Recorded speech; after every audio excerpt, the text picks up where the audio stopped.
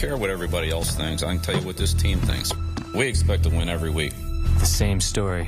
We couldn't do it. We didn't have an answer for Randy Moss today. Perfectly written. Do you have a game plan that would work against them? If you do, leave it here. I'm as upset, obviously, as I can be. No handshakes. No excuses. No regrets. The perfect system. We're trying to win. We're trying to kill teams. We're trying to blow them out if we can. Don't tell me about leads in this league. Until the final gun goes off, it's not a win. That's about it. They're a great football team. 11 weeks, and there's been no change. The questions will always be there. What will your answers be? Next up, Brian Billick. 4, testing 1, 2, 3. Which brings us to tonight. A night that brings Bill Belichick back close to home. He grew up in Annapolis, Maryland, a half hour away where the Naval Academy is. Started his coaching career in Baltimore with the Colts, making $25 a week. And on hand, a man who defined so many of the Baltimore Colts' great days, and the man who coached the only undefeated start-to-finish season in NFL history, Don Shula, not just here with us tonight watching the game, but Don will be in the booth in the third quarter. The headline story for the night, as Michelle Tafoya and Susie Colbert will be reporting from the sidelines, is the weather. It's cold, it is raw, and it is windy. And the wind could play a significant role in the game tonight. The wind is gusting 25 to 30 miles per hour. The wind chill in the 20s. It's very hard to watch sometimes as the hot dog wrappers fly by us, Mike. It is. New England won the toss. They will receive, and the kickoff comes down in the end zone and is a touchback. So Ellis Hobbs lets it go, and Tom Brady and the Patriots offense will take over from the 20-yard line. Well, he has done it all. He has it all, except for records in the National Football League, and he's on pace for a record season. 39 touchdowns and just 4 interceptions. 9 times in a game this year, one quarterback has had 4 interceptions, and he's had 4 in their first 11 games. And he will be tested by this Ravens defense. It's about pressure, about getting after the quarterback, and the Patriots have become a throw ball football team. Lawrence Maroney, the lone back, 3 receivers to start the game. And the throwing begins. Gain of 5 to Wes Welker, who has 82 catches, 6 shy of the NFL leader, T.J. Houshmandzadeh. Based on Philadelphia last week, Jaws, a lot of people talked about a blueprint to beat the Patriots, which is, of course, silly because the Patriots win all the games. But if you try to beat them, it would seem to me you have to be willing to lose 100 to nothing. You have to do onside kicks. You have to do fourth down stuff. You have to take all the chances in the world and be willing to get blown out. But you're going to have to take the gamble. You're going to have to take some chances, and this is the Ravens defense that is built that way. They will take chances. Empty backfield, 5 wide, 2nd and 5. Brady to Welker again. First down to West to the 32-yard line. Tight end Benjamin Watson introduces us to the rest of the New England record-setting pace offense. Hey, Mommy. We got Matt, the entertainer light. This guy keeps us laughing all the time. At guard, we got Stephen Neal, who's our resident NCAA championship wrestler. Tom Brady, needs no explanation, the world's best-dressed man. 81, Moss. That's all you got to say, Moss. And West, the natural welcome. Moss, who has 16 touchdown catches, leading the NFL. Welker, as often in motion. First called run of the night, Maroney. Ray Lewis waiting along with Kelly Gregg. Only a game of a couple. Here's Samari Rolls. Introduce us to the Baltimore defense. What's up, America? Introducing the D-line. We got Nada and Buddy Lee, Kelly Gregg. The backers, off the edge, T-Sizzle, the mad backer, Bart Scott, and in the middle, the GOAT. In the back end, we bring over 80 career interceptions, and we will need them all tonight. Best free safety in football, Ed Reed. And it reminds everybody out there, Sean Taylor, we love you. On the minds of every player who took the field in the NFL this week. 2nd and 9. 3 receivers for Brady, a lot of protection, a lot of time. And the deep ball down the sideline, hauled in by Dante Stallworth. Brought down to the 25 by Samari Roll, by the face mask. Tack on the gain, it's 42. It's all about protection for Tom Brady. He had time in the pocket to survey the field. Personal foul. Face mask. Number 22. Defense. Half the distance to the goal. First down. Tom Brady has mobility like no other quarterback. Be able to move in the pocket. Let the play develop down the field. Watch Tom Brady. Haloti Ngata blitzes up the middle. Tom moves his left. Buys time. Then finds Dante Stallworth down the sideline. We talk about the quarterback. We talk about the wide receivers and tight end running backs. The offensive line for the Patriots is outstanding.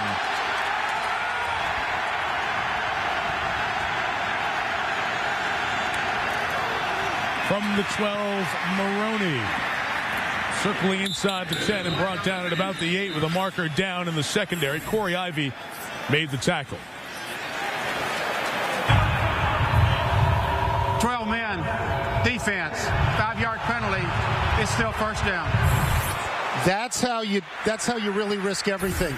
You put 12 guys out there, Joss. Yeah, this is amazing right here, Tony. Look at this. 102 possessions. That's what the Patriots offense have had, excluding kneel downs at the 2 minutes before the half at the end of the game. They've scored on 50% of their possessions, a touchdown. That is amazing. The average around the league, look at that, 20%. And Baltimore has just helped the cause with a couple of flags. 1st and 5. Here's another flag. Free play for Brady, who is hauled down. Again, the offside flag. And Terrell Suggs knows he was the guilty party. Offside, number 55. Defense. 5-yard penalty. First down. So we see then the blueprint to try to beat them is to first put 12 guys out there and then go offside on the next play. And just give them a first down. Right. This is one of the best sustaining offenses in the National Football League. They have more 10-play drives than any team in the league. So give them another first down. So Brian Billick has watched the one sure thing on this team the last 7 years, the defense, although it has been a bit beat up. Allow the Patriots the one big pass, the couple of flags. I don't know if it's going to be a first down. The goal, and it's still first down. Right. It is not a new first down and 1st and goal because the penalty was half the distance to the goal. So we have the rare 1st and 1, I think, here. Yes, 1st and 1. I could make that call. Moss in motion.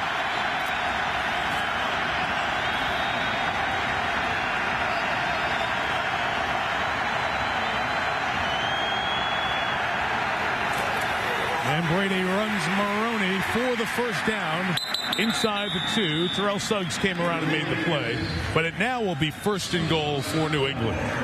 The Patriots have run the ball twice on this opening drive. That's more runs than they had the entire first half last week against Philadelphia. They had 29 plays, 28 pass plays, 1 run, a Heath Evans touchdown from the 2-yard line, or about the 1.5 yards, and 28 of those passes were from the shotgun. Brady loves the gun. They just put in 12 guys who weigh 360 pounds each. Well, they put in their goal line in Junior Seau and Mike Vrabel, and Brady throwing for Watson, broken up by Ray Lewis. But a great job by Lewis, staying with the tight end. It's 2nd and goal. Excellent coverage by Ray Lewis. When you have an aggressive linebacker like Ray Lewis, the play caller, Josh McDaniels, will try to take advantage of that. Ray Lewis did not get sucked in by the play fake.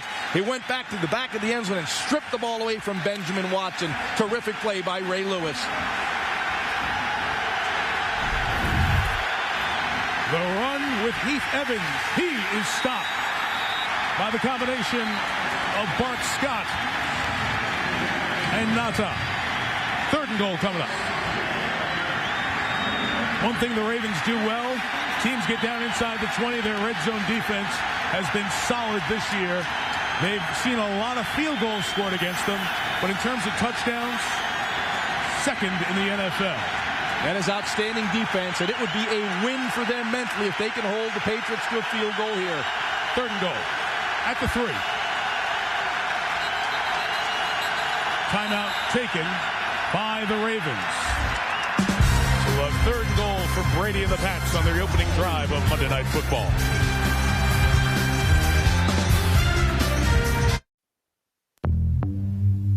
ESPN's Monday Night Football is brought to you by Samsung, the official HD TV of the NFL. Bud Light, endless refreshment from start to finish. Bud Light keeps it coming. Hyundai, Discover the power of thoughtful engineering at thinkaboutit.com. And T. Rowe Price, providing investment management excellence for over 70 years. Invest with confidence. Back here in Baltimore, Patriots go empty. Kevin Falk in motion, 3rd and goal. From the 3, Moss and Watson, bottom of the screen. Baltimore with only one pure defensive lineman on the field. And Brady surveys. Lots of black shirts covering. Keeps the play alive with that mobility and throws for the incompletion. Watson should have caught it for the touchdown, but could not come down with it. And the field goal unit on for the Patriots. Well, that was outstanding pass coverage. There is no doubt about it. Tom Brady had all day in the pocket to survey the field. Looks right, looks left. Look at him stay on balance. Looking for receivers. Moves from the pocket. Finds Watson. He drops it. Had a chance. You have to come down to the ground if it's your impetus taking you down and come up with the ball. He did not. Stephen Gostkowski for a 21-yard field goal through the wind. Bangs it through. The Patriots, the last 21 times in a row that they had 1st and goal at the 1, have scored a touchdown. Stop there. A little bit of a win for the Ravens.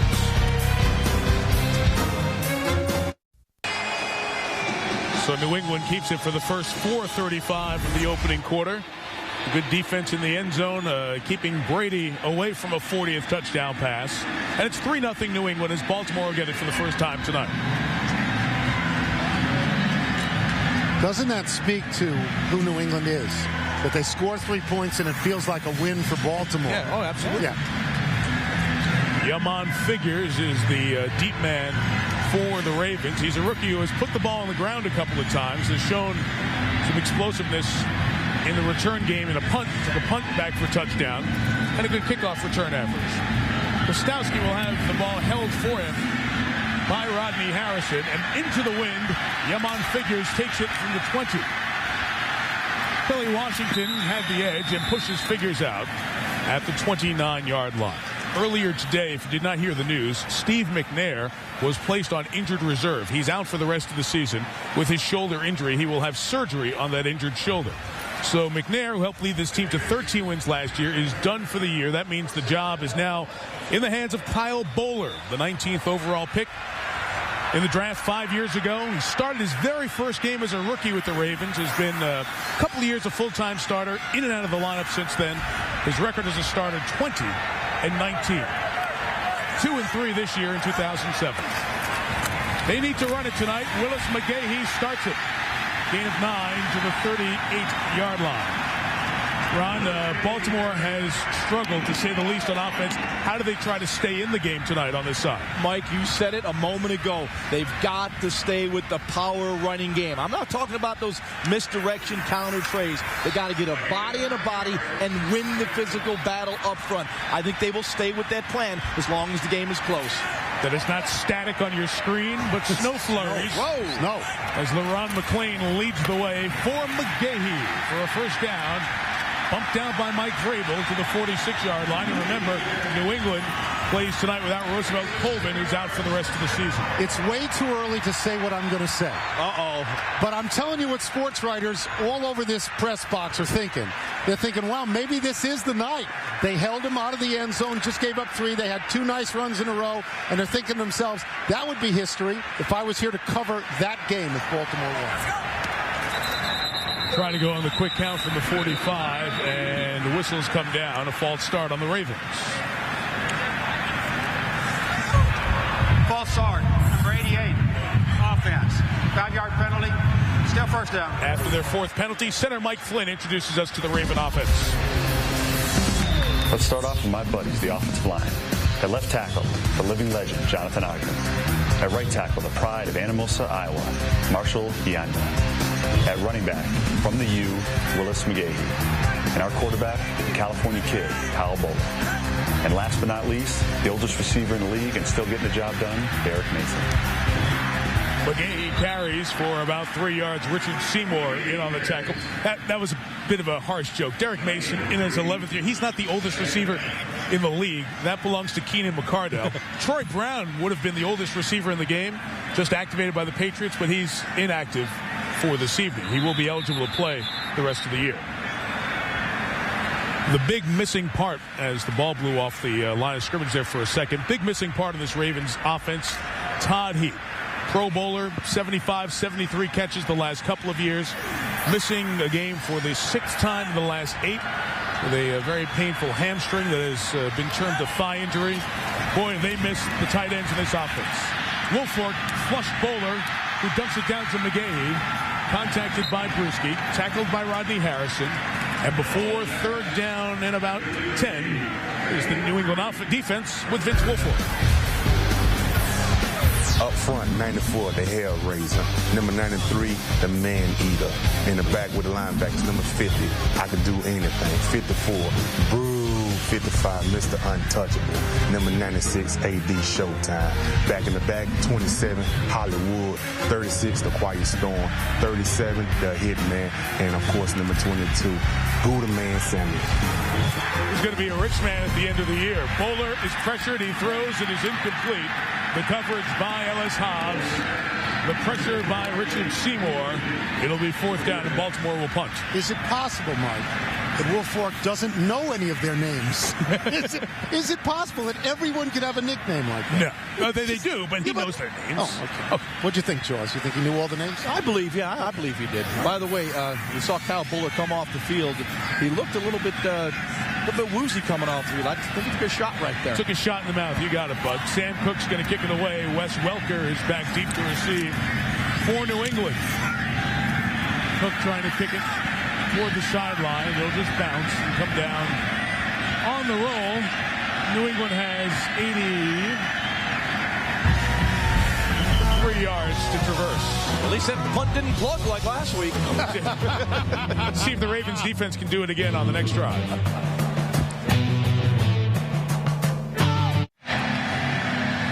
The 11-0 New England Patriots, the 6th team since the Dolphins' undefeated season in 1972 to start 11-0. You see the column on the right? You don't need a super team to knock off the unbeaten team in December. It's been teams with average records. As you see, 3 of those 6 teams to start 11-0 have gone on to win the Super Bowl. 3 of the 5, the Patriots being the 6th. 88 yards for New England to go. The drive starts at the 12. Brady's pass is high and incomplete. It's windy. We go to the sideline. Here's Michelle Tafoya. Yeah, thanks for pointing out that win first. Well, this is the first trip back to Baltimore for former Ravens linebacker Adalys Thomas, and he said he's going to be very interested in watching a matchup between 2 great football minds tonight. His current teammate, Tom Brady, and his former coach, defensive coordinator Rex Ryan for the Ravens. During the week of preparation, he said he tried to give Brady a lot of hints, but he ultimately just told Tom, hey, just expect everything. Michelle, I was trying to explain Brady's pass, not your hair. 2nd and 10. And out of the gun, a run with Maroney, who gets away from Haloti Ngata, but cannot get away from Samari Roll. Gain of about 2 yards. It'll be 3rd and 8. You know, the last possession, the 3rd down play, outstanding job by the Ravens defense. Brady at the top is dropped. Nowhere to go with the football. This is why the Ravens only kept 1 defensive lineman on the field. They put athletes out there in coverage. They did an outstanding job with their bracket coverage. Brady forced out of the pocket. Incomplete. Great job by the Ravens defense to hold New England to a field goal. With 13 guys in the end zone on that play. Yeah, they did their job. 3rd and 8. This is a blitz situation for the Ravens. Kevin Falk stays in, tries to help the blocking. The pass is incomplete, broken up by Samari Roll. This is the tough direction here for throwing in the wing. And even with Brady's arm, it was a problem on that drive. And an excellent job by the Ravens scheme once again. I thought they would blitz. They only rushed 3. Samari Roll was able to drive the route because he had help over the top from Ed Reed, as you see number 20 coming to your picture. So that meant Samari Roll could gamble on the out route. Excellent design by Rex Ryan. Oh, here's a rare moment. A Patriots punt, only the 25th of the year for Chris Hansen. Here we are, quarter 1, game 12. Fielded by Figures with a marker down. A fair catch made at the 44-yard line. Let's check the flag. The kick was 41, depending on what kind of penalty we have here.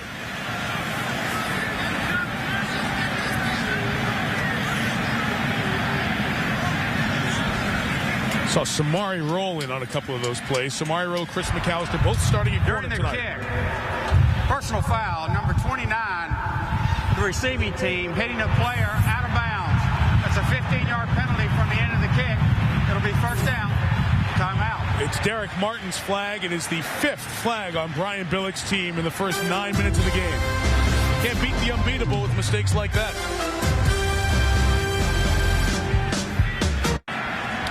Two drives, 3 points for the most prolific offense in the NFL. Moss and Brady discuss what they'll do on the next drive. They're going into the win. Meantime, Rex Ryan and that Ravens defense, which has been the calling card of this franchise for the last 8 years. Thus far, decent job. First carry, McGahee. He's going to lose a yard. Let's go down to the sideline. After the Richard Seymour tackle, here's Susie. Mike, Kyle Bowler is going to be the Ravens starter the rest of the way. So the question is, which Kyle Bowler are we going to see? In his 5 years here, there's been ups and there's been downs. There's been criticism and there's been compliments. His top receiver, Derek Mason, insists that this Kyle Bowler is much more confident, patient than he used to be. He's got faith and trust in his guys. Plus, when he first started, he had the weight of the world on his shoulders. Now he can just feel free to just play football. He doesn't have to feel like he's the savior anymore. He faces 2nd and 11 in a pass rush and puts it up and out of bounds. And incomplete. We'll have 3rd and 11. Ron, what does Bowler, after the pressure by Ty Warren, what does he do well and where does he need to improve to become a number one in this league? The one thing when you look at Kyle Bowler, he does have an NFL arm. He can make all those stick throws. I mean, he can throw those lasers. I think Kyle Bowler continually has to work on his mechanics to become a more consistent player. You'll see a great throw and then you'll see a one-hopper into the ground. Just lacks consistency right now. Not the good situation to be in against this Patriots defense, 3rd and 11. Get the 5-man rush. Hand to the face. Bowler gets away from the swipe by Adalys Thomas and completes it to DeVar Darling, who keeps his balance. And Darling out of bounds at the 18-yard line. A pickup of 53 yards. James Sanders pushed him out of bounds. Well, we saw the laser arm of Kyle Bowler under duress. What an incredible play by Kyle Bowler. Here comes the pressure from behind. Adalys Thomas almost gets him. Green almost gets him. And look at that stick throw. Darling forces the missed tackle, takes it upfield. But what a throw by Kyle Bowler. The pass and run becomes the longest Ravens pass play of the year. And now they're messing with the play clock as they change personnel. In the red zone on the Patriots. Timeout, Brian Billick and Baltimore. 5 penalties, 2 timeouts taken here in the first 10 minutes. But the Ravens have it in the red zone. It's a game. Still a game.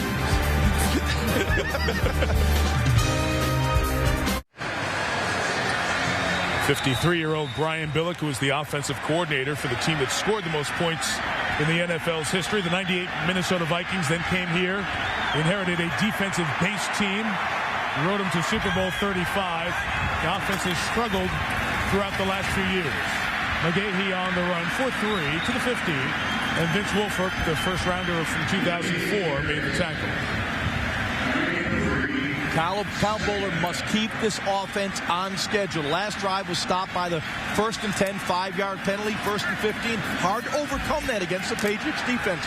Right now you get in that 2nd and 6, 2nd and 7, manageable situation. This is where Kyle Bowler has his entire playbook available. Ron McClain, the fullback, tries to clear up that. What a dance by McGahee to the right, back to the left, and Willis McGahee takes it to the 9-yard line. Willis McGahee, who came over via the trade from Buffalo. Contract was a distraction with the Bills, limited to 990 yards last year. Came here and signed a $40 million deal. He's called himself still the best running back in the National Football League. He has not been at that point, but he has been very productive for the Ravens. His contract isn't a distraction for him. It's a $40 million contract at the moment. And the Ravens want him to get the ball. They don't want to pass here. They want the ball handed to him. On 3rd and 1, he's probing for that yard. The lean forward might get it. Teddy Bruschi wrapped him up. But the spot should be good for Baltimore 1st and goal. This has been the problem. This has been the criticism of the Baltimore offense all year from the Baltimore defense has been we pass too much close to the goal line. Spent a lot of money on Willis McGahee. Give him the ball. Play to your strength. We're a smash-mouth team. Right, George? That's what they Tony, we heard defensive players whining all weekend from the Ravens, but in actuality, the Ravens' offense has run more snaps than their defense has been on the field. So all that whining sometimes falls on deaf ears. They think like we're not going to research those. But it's been non-productive close to the goal line. They had to settle for a lot of field goals. But if they were to get a touchdown here, a lot of people would be staying with this game a lot longer than we thought. Well, you are selling, my friend, and I love it. First and goal. Back to McGahee. Patriots are waiting for that. Only a yard there. James Sanders up from the safety spot. Leading the many New England Patriots there. Harrison and Green come off the bottom of the pile. This Patriots defense is last in the National Football League. Visits to the red zone have been rare, but productive for the opposition. It probably just stuns them that they're having to defend so close to the goal. Yeah, you don't see last in anything from the New England Patriots, except in their red zone defense. McGahee has run it 8 times. Bowler will throw. It is caught at the 4-yard line by Derek Mason. Mason, the busiest pass catcher on this team, his 80th catch of the year. Ron, with a strong arm like Bowler's, can help cutting through this wind, which is a little bit at his back right now. Yeah, no question about it. He is throwing with the wind. He made a real nice read there. He looked at the back of the end zone, kind of the meet me at the corner out to Mark Clayton. It wasn't available. He came back inside to Derek Mason. Threw it a little bit low, but it was a safe pass. Third and goal. Bowler has time, and it's touchdown. Derek Mason, his 3rd of the year.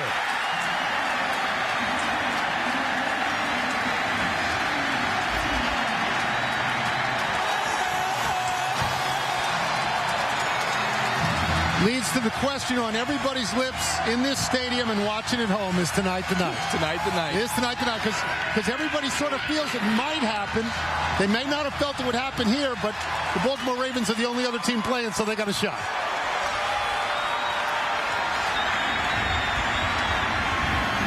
The veteran Matt Stover, who kicked for Belichick when this franchise was back in Cleveland, adds the extra point. 9-play, 70-yard drive, capped off by the touchdown to Mason. Kyle Bowler showing great poise in the pocket, finds Mason open and sticks it in there before Adalius Thomas could get over the top. He focuses, he delivers on the money. Tony, 7-3, Baltimore. That's what you want. I mean, Kyle Bowler has had a reputation, and I think deserved over the last couple of years, of not necessarily making those throws, right, Mike? He's failed in major opportunities, which is why he didn't start the year, why they brought McNair in. Now Bowler has got the job for the rest of the year. If he can make that throw, they love him. He made the big pass to DeVar Darling on that drive, but McGahee with very purposeful rushing.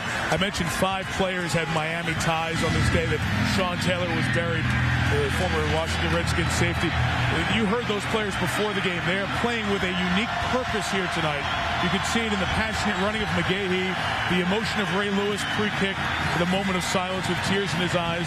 You know their heads and their hearts were in Miami where the memorial service went on today. And there is a unique passion, I think, that they are bringing to the game tonight.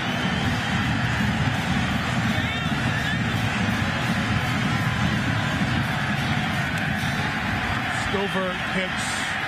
This one, tough to catch. Ellis Hobbs did a great job running up on it. He's brought down at the 26-yard line. I mentioned the Miami Hurricanes playing with a heavy heart. Listen to the 3 Canes on the Ravens side before the game tonight.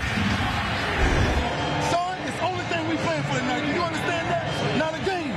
This is family right now. And one of our brothers is going home to rest. Let's send him home right. Not by the outcome of the game, but by how you play the game.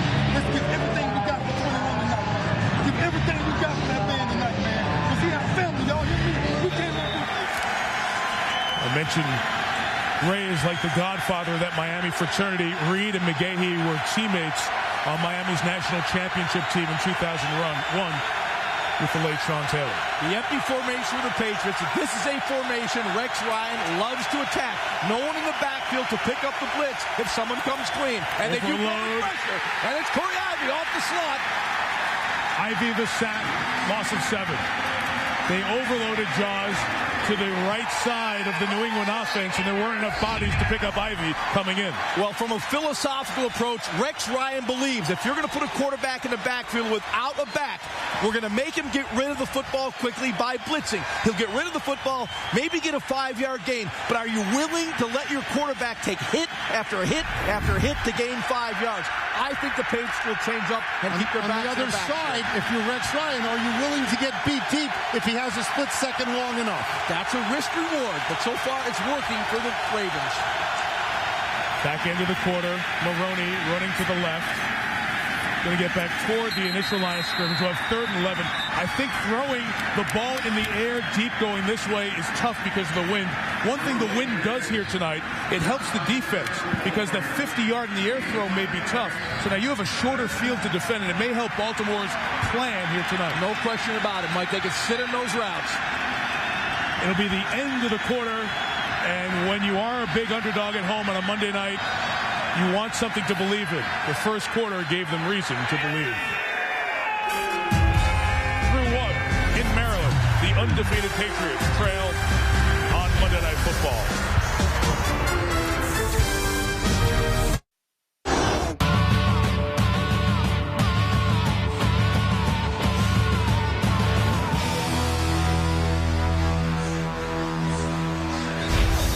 Baltimore Ravens leading New England 7-3 as we get set for the second quarter.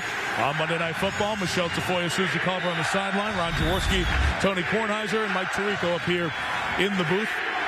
Patriots have trailed after the first quarter a couple of times this year. Week 3 of the Buffalo game, they were down 7-3 after 1. And that game against Indianapolis about a month ago, it was 3-0 Colts after 1. We start with 3rd and 11. Brady quick count, pressured, putting it up for grabs, and it's caught but dropped by Jabbar Gaffney. We have a penalty marker down as they were chasing Brady. I think Logan Mankins is going to be called for holding. Holding, number 70, offense. Penalty of decline. It's 4th down. And the 3rd Patriots drop, and you saw what I was talking about with the deep ball. That ball just died in the air. First the pressure. Well, you'll see Tom Brady. They're actually changed the game plan now. Haloti Ngata with pressure up the middle forces Brady to move. An unusual throw for Tom Brady that really was a ball that he should not throw. Second punt for Chris Hansen. Catching every punt is an adventure because of the wind. Swirling and gusting.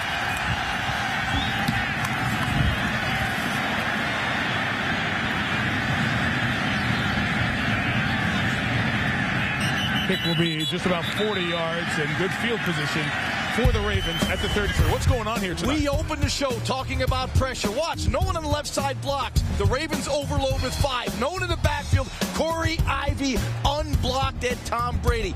These are the pressure schemes designed by Rex Ryan that right now are breaking down the pass protection, the offensive line protections for the New England Patriots. And there is Buddy Ryan. There is Buddy Ryan. I played for Buddy Ryan. I will tell you this about Buddy's defense. It was not to hit the quarterback. It was to knock him out of the game. Rex Ryan carries that same philosophy. Oh, Buddy could design some defense. From the 34, here is McGahee running to the right. Gets to the 37-yard line. Did you knit him that blanket that he's wearing? Did he wear that in Philadelphia? I think blanket? I think my wife did. She had some time off, and Buddy got rid of me. Well, what's great is Rex was on the field with his son before the game. So he had 3 generations of the Ryans. And Rex's son, Buddy's grandson, was in an arm sling. And I said, what happened to your arm? He said, I heard it playing football at recess. I said, were you on offense or defense? He said, defense. I said, good. Absolutely. Grandfather probably sent somebody at him. You can stay in the family, right? 2nd and 7. Pressure picked up. Boy, that rocket arm of Bowler has looked good tonight. Complete to Mason to the 48. A first down picked up. The gain was 15. Richard Seymour brought the heat. Now I'm going to keep selling this game, as you said, Jaws. Yeah, you gave me the Mud Bowl last week, and you're taking this one. Have lost 5 in a row. 5 games in a row. They've been crushed in the last 4 games, giving up over 30 points, which they never did last year. If they could win this game and stop this sense of dissolving that they had, it would make their season all right at this point. No question about it. Kyle Boller very sharp at this point in the game. From the 48, McGahee sees no hole, tries to dance to the left. Only going to gain a yard or 2. Thomas brought him down, and here's Susie. Mike, during warm-ups, I asked Kyle Boller how he felt about the wind tonight, and he said he really didn't mind as long as he was throwing into it, which is the direction they're going right now, because he said the ball can really cut through. What he thought was more dangerous was going in the other direction. Well, he looked pretty darn good doing that, too. He said has to be really careful about the outside stuff, but really he felt just as long as it's not raining, he likes these conditions. He's fine with it. Susie, are you sure he said throwing into the wind he likes? McGahee into the secondary. Stopped by James Sanders at the 31. A gain of 15. Jason Brown and Ben Grubbs on the offensive line help clear the path.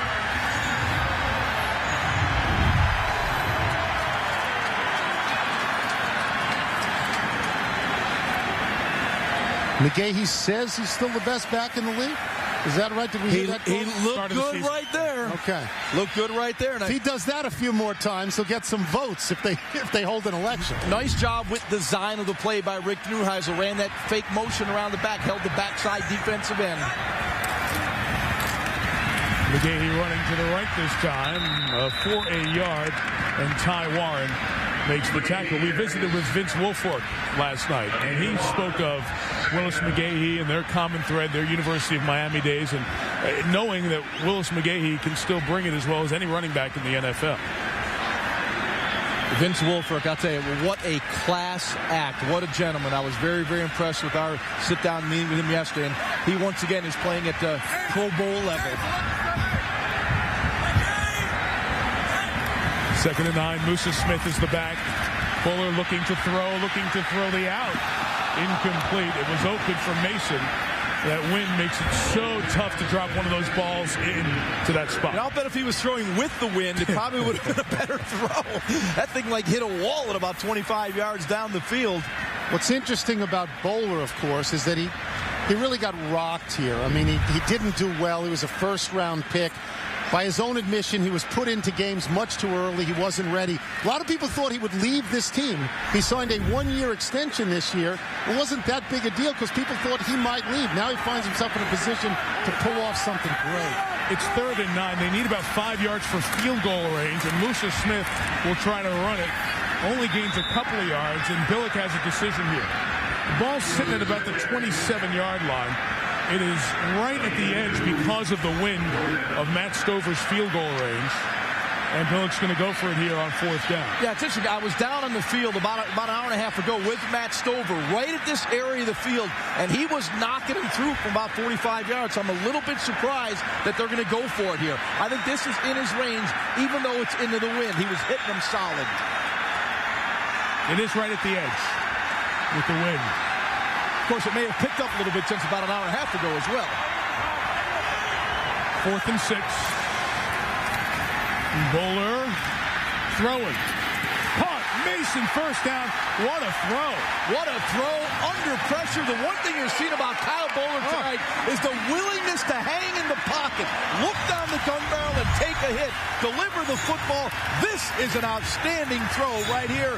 Derek Mason getting both toes down, inbounds. Check this throw out right here. Good balance, good delivery, under pressure, takes a vicious hit, and delivers the ball on the money. That is playing quarterback in the National Football League. The hit was by his old teammate, Dallas Thomas, again. George, you gave him a 1% chance to win this game going in. It went up to 2% before kickoff. Ravens back in the red zone. And Boller wants more. That one high, sailed a little bit. It's incomplete. The pass is intended for Dan Wilcox out of Appalachian State. He returns to the lineup. Only been active for 1 game. His left foot and ankle have been a problem. I spoke with Rick Neuheisel, who carries the title of offensive coordinator, even though the plays are called by Brian Billick. And Rick pointed out ball control is huge. That's a little bit of what Philadelphia was able to do.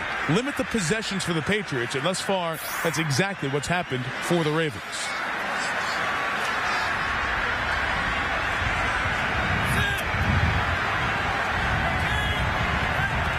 10 of this drive.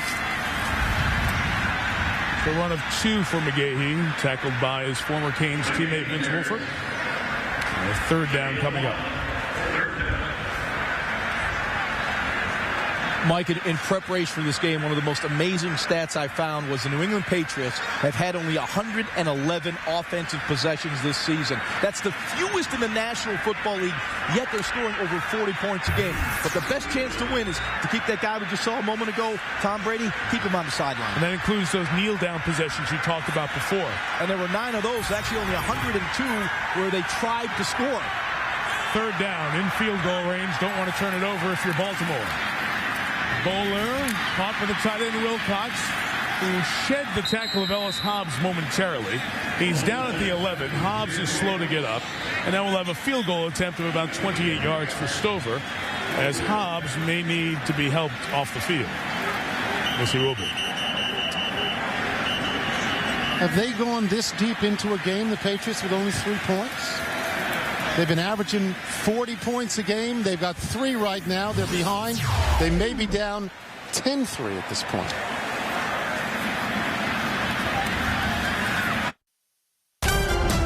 ESPN's Monday Night Football is brought to you by Walt Disney Pictures' National Treasure Book of Secrets, opening December 21st in theaters everywhere. The 7-passenger Mazda CX-9, winner of the 2008 Motor Trend Sport Utility of the Year. IBM. When you're ready to stop talking innovation and start doing, visit IBM.com/do.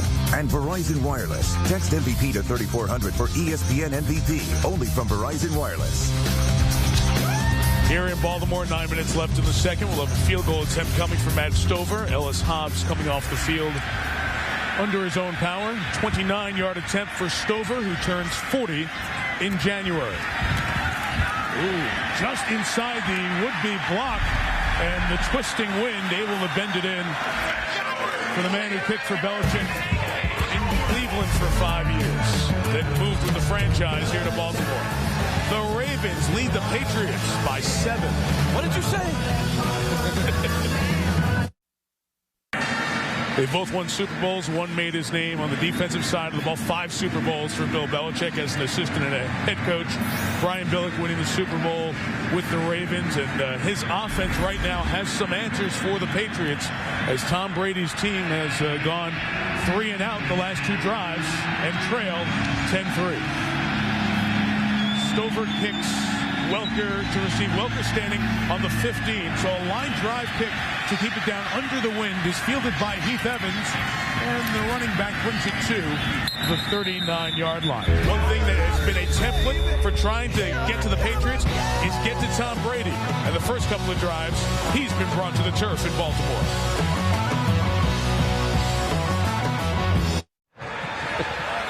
Snow flurries at the back end of this cold front, sweeping through Baltimore as Tom Brady, Randy Moss, and the Patriots look to get on track on offense. 3 and out the last 2 possessions. Kevin Falk is the back. And carrying from the 40, squeezing through the hole, and he's brought down after a gain of 8. SportsCenter 30 at 30 with Steve Levy. Mike, thank you. We begin with the hot stove, not necessarily pertaining to Johan Santana. The Yanks still very interested, but they don't have to have him. Andy Pettit's agent says the lefty will return to pitch for the Yankees. He was to consider retirement. And relatives, friends, and teammates eulogize slain Redskin safety Sean Taylor in Miami. About 3,000 people were in attendance. What's your after the game, Mike? Steve, thank you. Pass to Dante Stallworth is complete for a first down, gain of 17. Samari Rolle makes the tackle. Patriots going no huddle here. Limit the subs the Ravens can make on defense. But the Ravens have their nickel package on the field, so personnel-wise, they're all right. And Brady's throw complete to Stallworth, out of bounds here at the 28. Now, clearly, the Patriots are a great team. They're running right down the field right now. But, Jaws, they're not the most popular team in the world. We were in Pittsburgh last weekend, sitting at the hotel bar. Every time Philadelphia scored, everybody in that place jumped up and cheered.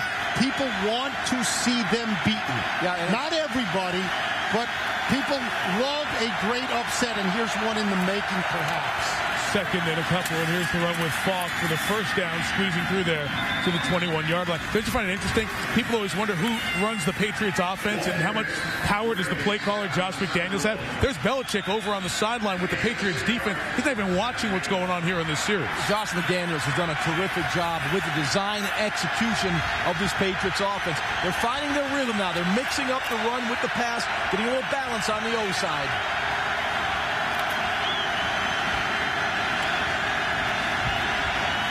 Number 21, Brady, pocket collapsing, but he moves up in it and throws for Moss. Landry hits him. It's DeJuan Landry, the second-year man out of Georgia Tech, and it's incomplete. I mentioned Josh McDaniels, the 31-year-old offensive coordinator of this Patriots team. From a coaching family out of Canton, Ohio. Nick Saban identified him, had him as a graduate assistant at Michigan State. He's worked on both sides of the ball under Charlie Weiss on the offensive side. And then after Charlie left, he assumed the offensive coordinator role here in New England.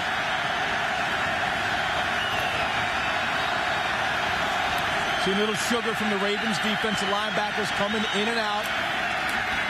2nd and 10. Brady's throw to Loker, chased down by Corey Ivy. 3 yards shy of the first down. Cleanup by Ed Reed, 3rd down coming.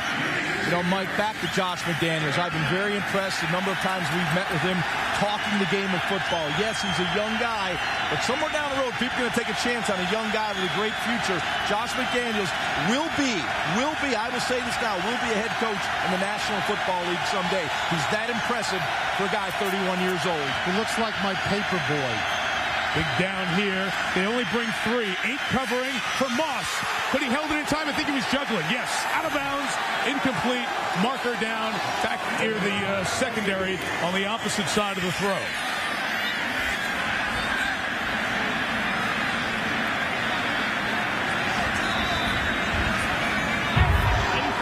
Holding, number 35, defense. 5-yard penalty. First down. As Corey Ivy, and again, it was away from the play, not on the play side, and will bring New England close to 1st and goal. And I really believe this is where the wind affected the ball. This is exactly going downwind. The ball sailed on Tom Brady just beyond, just a hair. Oh, and Randy Moss could not hold on. Good throw, but it did sail definitely down the field. The hold was Ivy on Wes Welker. It is 1st and goal. We can't touch a guy anymore. Brady, Moss. Hit at the 5, the 4. Let's make it. Ed Reed with the tackle. 2nd and goal coming up. So rare to see the Patriots take it almost 25 minutes into the game without scoring a touchdown. They've scored touchdowns almost at will this season. This is the 2nd largest deficit they've faced this year. 2nd only to the Colts' 4th quarter 10-point lead back on November 4th. Well, Tom Brady checking the play once again. He read the pressure coming from the Ravens defense, and here it comes. And he throws after the hit. Easy flag on McAllister for pass interference. Defending Randy Moss. It'll be the 7th flag of the half for the Ravens. And 1st and goal for New England. Well, let's take a look at Randy Moss right there, number 81, coming back to the inside. Clearly a hold. Pass interference, number 21, defense. The foul occurred in the end zone. First down. It looked like they were dancing. Come on, he was being held like that. That one was a hold. Yeah.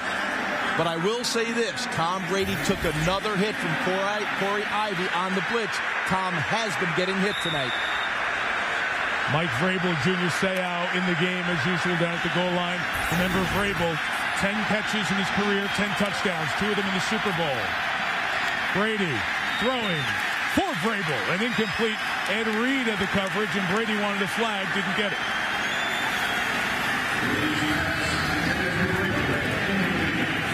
The Patriots have become a pass-happy team. You have to wonder about the mentality in these goal line and short yardage situations. Can they just take the rock, get a body on a body, and drive it into the end zone? When you're a linebacker and Ed Reed covers you, you know you're a marked man. 2nd and goal. It is that's power. Evans for the touchdown. The 3rd rushing touchdown of the year for Evans. who was cut by the Dolphins in 2005, and the day he was cut was the day he was boarding up his house because Hurricane Wilma was coming. Picked up by the Patriots as a blocking back. He has filled in a nice role this year at the goal line, and that's his third rushing touchdown of the season. Seems like a much smarter play than if you saw the pass play to Vrabel, throwing it at a linebacker 120 miles an hour with no chance of catching that. Yeah, you're on the 1 yard line. That's when you got to put the burden on the offensive line and your running game to punch it in. The Patriots did. Gostowski makes the extra point, and the Patriots answer the call. 60 yards, they walk down the field, aided by Raven flags. Heath Evans, touchdown.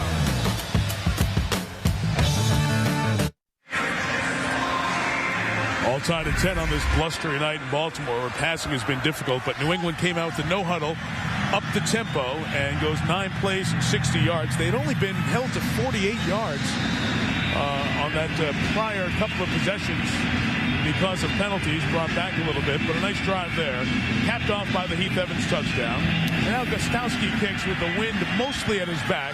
Yamon Figures brings it out from 2 yards deep. And the speedy rookie returner was brought down at the 22-yard line. Pierre Woods and Brandon Merriweather in there on the tackle. Extra whistles as the pushing and shoving continues. Now both sides go to their respective sideline, and Bowler brings the Ravens offense back out. Mike, this is a big drive for the Ravens offense right now. You have to maintain your intensity for 60 minutes when you play the New England Patriots. You can't have any lags. Right now, the Patriots scored. Let's see what the Ravens can do on this drive. It's very important for them.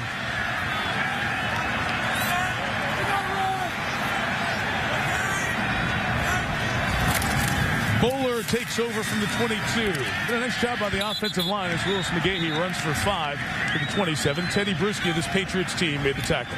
The obvious question, we talked to Tom Brady last night, the obvious question is to ask about 16-0.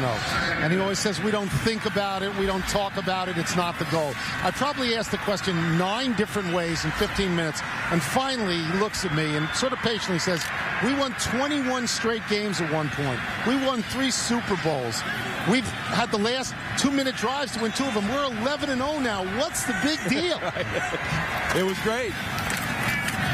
Back to McGahee. He's going to gain only about 2 yards here. We'll have 3rd and 3 coming up. He's the only guy that can say something like that. And everybody does make a big deal about the possibility of 16-0 and 19-0.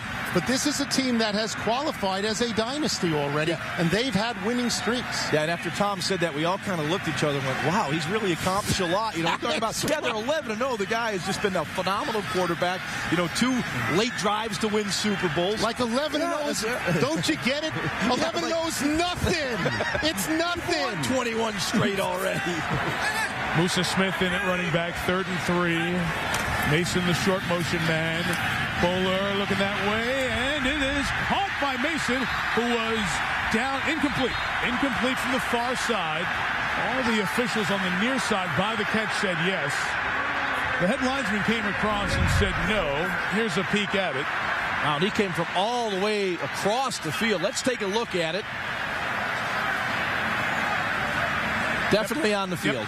It's a great job, and he was the only one who had to look in because the bodies were in the way of the other officials.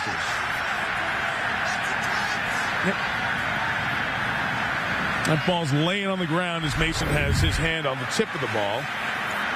So it will be 3 and out for Brian Billick's offense. And Sam Cook comes on to punt with Wes Welker back deep.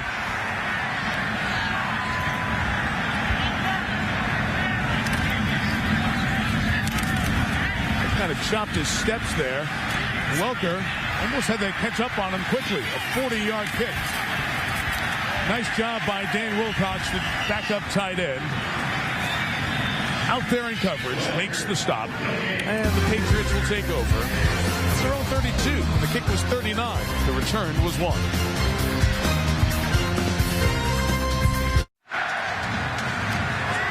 All across our family of networks, this has been Jimmy V Week, honoring the memory of the great Jim Valvano. The Jimmy V Classic is the capper for it.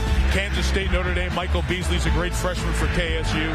And O.J. Mayo and USC take on Derrick Rose in Memphis tomorrow night here on ESPN. And all the NFL officials, and them are NBA officials as well, participating in the V Foundation's Blow the Whistle on Cancer campaign. The guys are donating a portion of their salary from this week's games to the V Foundation. And thank you not only to these men, but also the NFL and the NBA. Their leagues are matching the officials' personal donations. 6th year this has happened. We thank you for keeping Jimmy V's memory and spirit alive. Kevin Falk, the first down run. This is where the last drive started. It goes out to the 37-yard line to pick up about 4. Bill Belichick has a homecoming. He grew up near Baltimore in Annapolis and was, for his very first pro football job, a $25 a week special assistant on Ted Marchibroda's staff with the Baltimore Colts. And there is Bill, who broke down the film, drove the coaches, worked tireless hours in a small closet at Memorial Stadium, and now returns here. Brady's pass incomplete. Terrell Suggs to the pressure. Michelle has more on the early years. Well, I got a chance to talk with Ted Marchibroda this week, Mike, and I asked him what it was like to interview Belichick back then, and he said, I was so impressed. He seemed like the kind of guy that would lock himself in a room and not leave until the job was done. And in fact, he said that's the kind of guy he was. The reason it didn't last more than a year was because he couldn't survive on $25 a week. He asked for $4,000 and a car to commute from his mom's house, and Baltimore turned him down, Mike. He went to Detroit as an assistant. Brady's third down pass caught by Benjamin Watson. What a play to stand up Watson by Jermaine Winborn, denying New England the first down, and they are going to have to punt it away. What an open field play by Winborn. Often overlooked is tackling in the National Football League. Winborn does a terrific job. You'll see right here, Brady looking for the first down. Winborn closes, makes a tackle on a big old tight end, Benjamin Watson, that outweighs him by about 60 pounds. He brings him down short of the first down. A terrific stop by the Ravens defense. So Chris Hansen to punt again.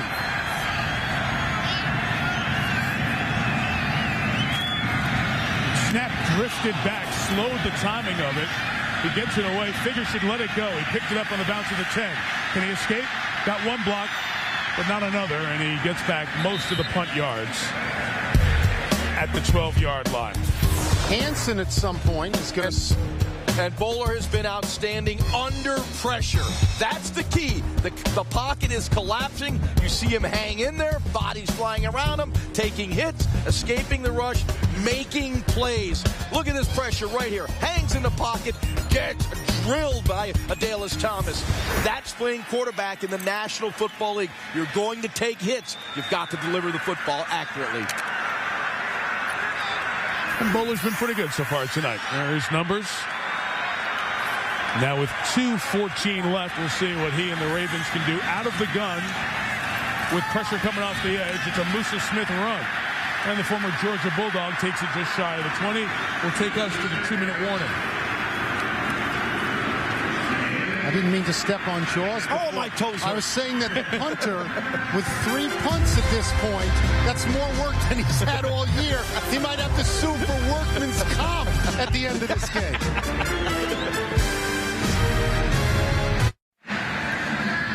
We have Chris Berman back in the studio. Toyota halftime show. Fastest 3 minutes, recapping all the action from Week 13. And Tony and Michael Wilbon here in Baltimore have pardoned the interruption.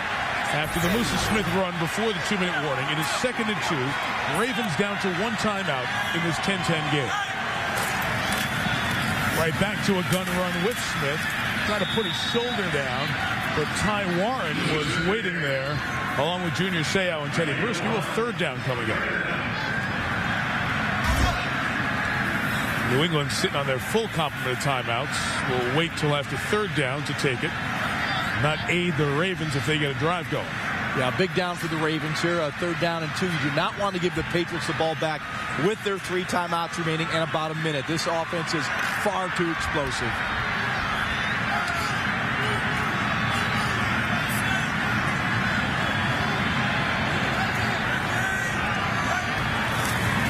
And Bowler to Smith, who is met by Seau, and it'll be 4th down, timeout, New England. Junior Seau, over 250 games, 38 years old, 18th year in the league, untouched.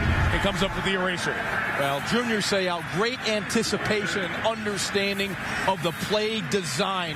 He just follows the fullback leads him in the backfield to Musa Smith. This would be, I mean, obviously that was no offense at that point. But you can't emphasize enough at how much this game would mean to Baltimore. They've been the most disappointing team in the league. They've got a guy, Samari Rolle, said, this is our Super Bowl. And if you knock off an undefeated team, as the 85 Dolphins did to the 85 Bears, you live with them for years and years and years. It's a great, great win, but you can't get it by getting your back smashed. They've had back-to-back 3-and-outs. Sam Cook, very high punt. Wes Welker, fair catching. Great decision there. 46 yards. It's at the 36.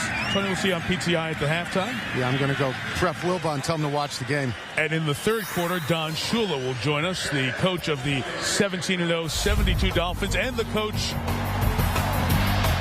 1985, 22 years ago yesterday, many of the great Dolphins from that undefeated team on the sideline watching the Dolphins hand the Chicago Bears what turned out to be their only loss of that season in a game watched by approximately 70 million people on Monday Night Football, 38-24, as Dan Marino and the Dolphins shredded the Bears. 70 million. Wow. That's incredible. Brady out of the gun, full complement of timeouts. With time, and throwing the deep ball for Moss in stride. Held up in the wind. Randy cannot get it. Ed Reed coming back on coverage. Mike, you're absolutely right. Randy Moss did get behind the secondary. Tom Brady just didn't have enough arm to get it there. You'll see Randy Moss match against McAllister. He settles, then he takes off. Ed Reed was a little bit flat, but the ball was a hair underthrown. Ed Reed able to knock it down. And that's all win. Tom Brady can throw the ball 65 yards. Oh, he can launch it now. Moss only one catch, 6 yards tonight. After the deep shot, we'll see if it loosens up stuff underneath. 2nd and 10. Pressure again by the Ravens. An overload zone blitz. And Brady's throw over the middle is deflected and intercepted by Ed Reed. A great return man with room to the left. Reed inside the 30. He lost the football. That's a live ball and a fumble. Ray Lewis at the bottom doesn't get it. The Patriots will get the ball back, and it's first down for New England. And Tom Brady's not happy. He's looking downfield, talking to the back judge. He believes one of his wide receivers or tight end was held on the play. Kevin Falk forces the fumble. First to pick. Ed Reed right there. You'll see him. He makes the play right here. Now he settles in, drives the route. Good job by Ed Reed. Ball's tipped up in the air. He makes the play. Now, Ed Reed is a great return man. He's in the open field. He's thinking touchdown. Kevin Falk does a great job of stripping the football, knocking it out of his hand. Not only was he going for the hit, he went for the strip after the hit. Corey Ivy had the good defense to deflect it. So after all that, it is first down, but now we might get a timeout here taken by the Ravens. It will be their last timeout, and it all comes with 41 seconds. And again, it's 1st and 10. Reed is bummed. Watch Falk after the hit go for the strip. Excellent job by Kevin Falk right here. The effort, the hustle, just strips the ball right from Ed Reed. And you see the Patriots look like Benjamin Watson with the recovery. Falk on that play, not only did he make that strip, he got blocked, ran all the way back to make the play. So if you're just tuning in, here's what's happened in this first half. Tom Brady's 8 of 18 now passing for 96 yards, and he has been pressured. The Ravens have gotten to Brady tonight, knocking him down a couple of times. Moss only 1 for 6, the wind affecting his ability to pull that one in. Kyle Bowler led a very nice drive, 51-yard completion on this drive that led to the Derek Mason touchdown. That made it 7-3. Matt Stover kicked a field goal after that to make it 10-3. The Patriots, on their last drive, went no huddle, 9 plays, 60 yards. Heath Evans scored a touchdown to tie it at 10. And here we are with 41 seconds left. And Lawrence Maroney carrying to the right to the 33-yard line. We talked about the penalties, the mistakes at a bad time for the Ravens. If you're in a situation where you're trying to pull an upset of an undefeated team, and they are as big an underdog as we've seen on a Monday night at home in the 38-year history of Monday Night Football, you got to hold on to the ball in those situations. You have to play mistake-free, Mike. And the Ravens, although it's 10-10, they haven't played mistake-free. But right now, it appears the Patriots are happy to go into halftime with this baby tied up 10-10. With 2 timeouts, happy to get in, as you said, at that number. Wow. Toyota halftime show with Chris Berman. here in Baltimore at the half. With pushing and shoving from players after the play, we got a game. All tied at 10. They're off to the locker room. All's clean, and we go to Chris.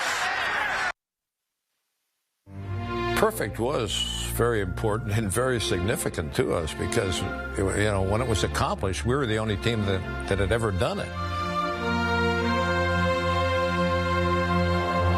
Year after year, teams would go 10-0, 11-0, 12-0, and you'd think that they would have an opportunity to go and run the table and have the perfect season, but somewhere along the line, they discovered how tough it was to do that.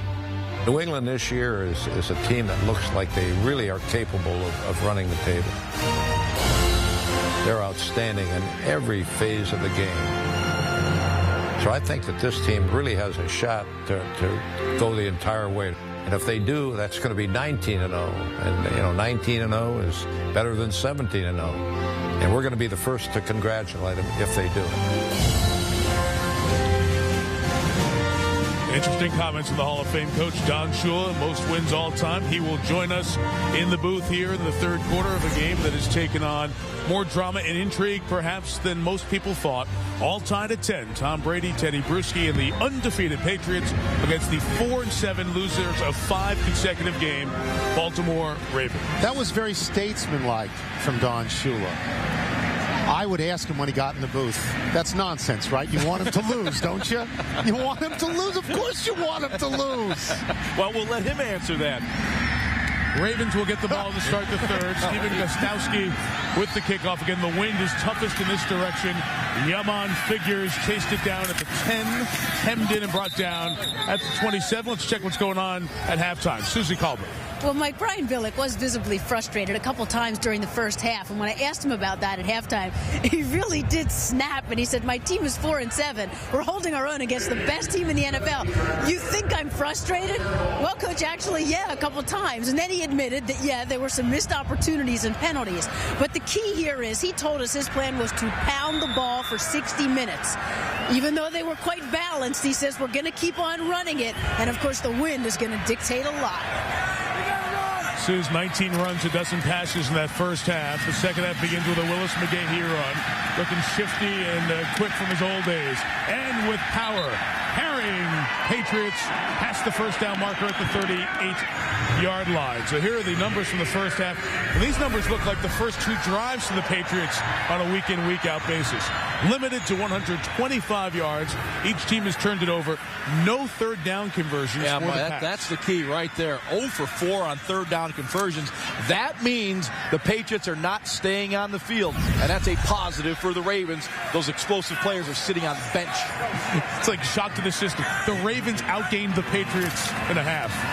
Go figure. McGahee, another power run. Rodney Harrison has to bring him down, but that is a gain of 8 to the 46-yard line.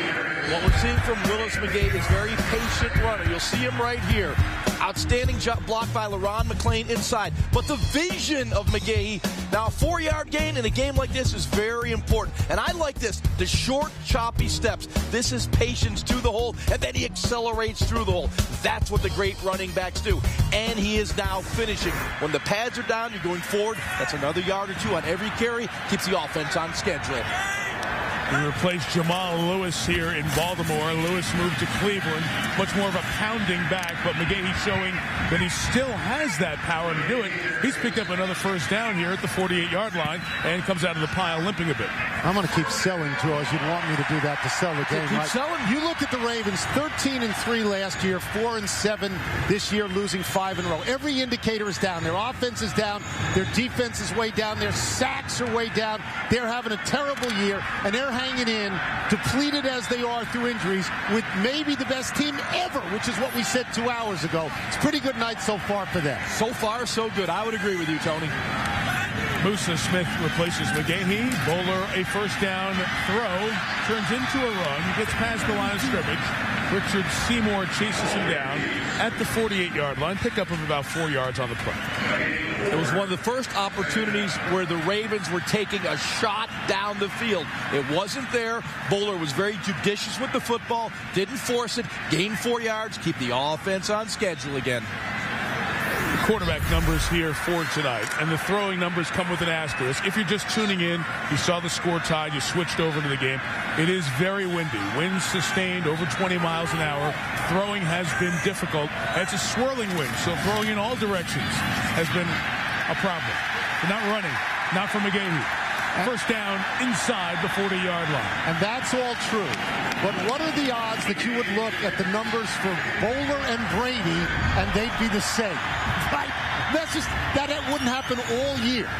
You know what I'm loving about this Ravens running game right now? It is an attitude running game, man on a man. Let me give some props to the guys up front. Jonathan Ogden, Jason Brown, Mike Flynn, Ben Grubbs, Marshall Yonda. Sometimes we don't recognize those guys, the road graders up front.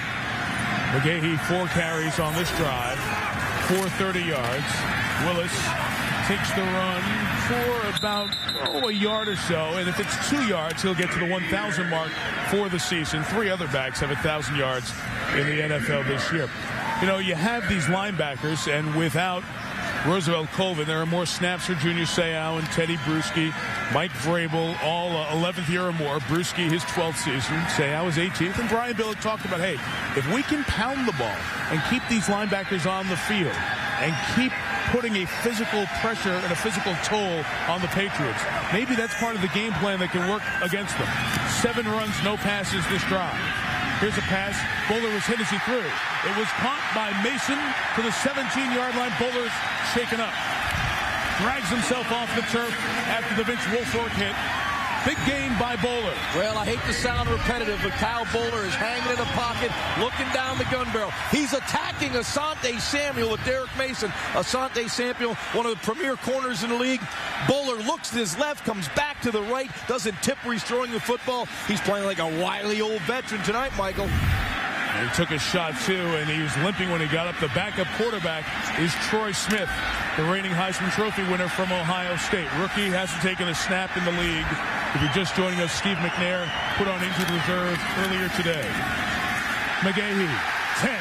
McGahee, 5. Willis McGahee! Touchdown, Baltimore!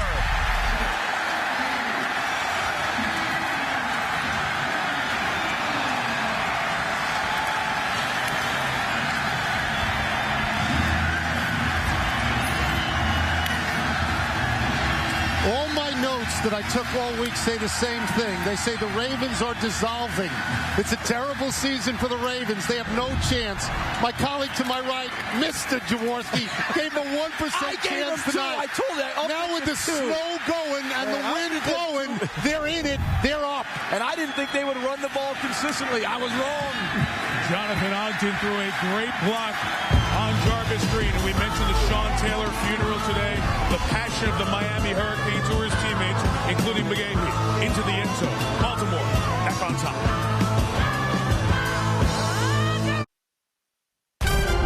ESPN's Monday Night Football is brought to you by GMC, official vehicle of the NFL and proud supporter of those who want it more. Dr. Pepper, with 23 flavors in every Dr. Pepper, there's more to it. NFL.com. Have you voted for the 2008 Pro Bowl teams? Time's running out. Only at NFL.com/Pro Bowl. And DOP. It's amazing. It's the mirrors. On this cold snow flurry in the air, blustery night, feels like it's about 15 with the wind chill. There's something else in the air.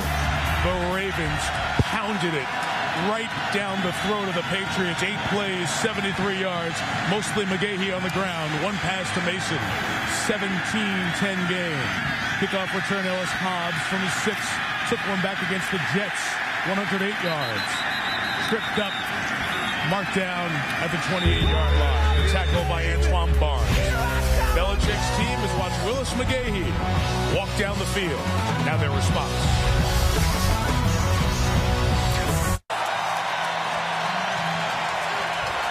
Bring them all in and figure out what's going on. Bill Belichick in the middle of his New England defense as Baltimore walks it down the field.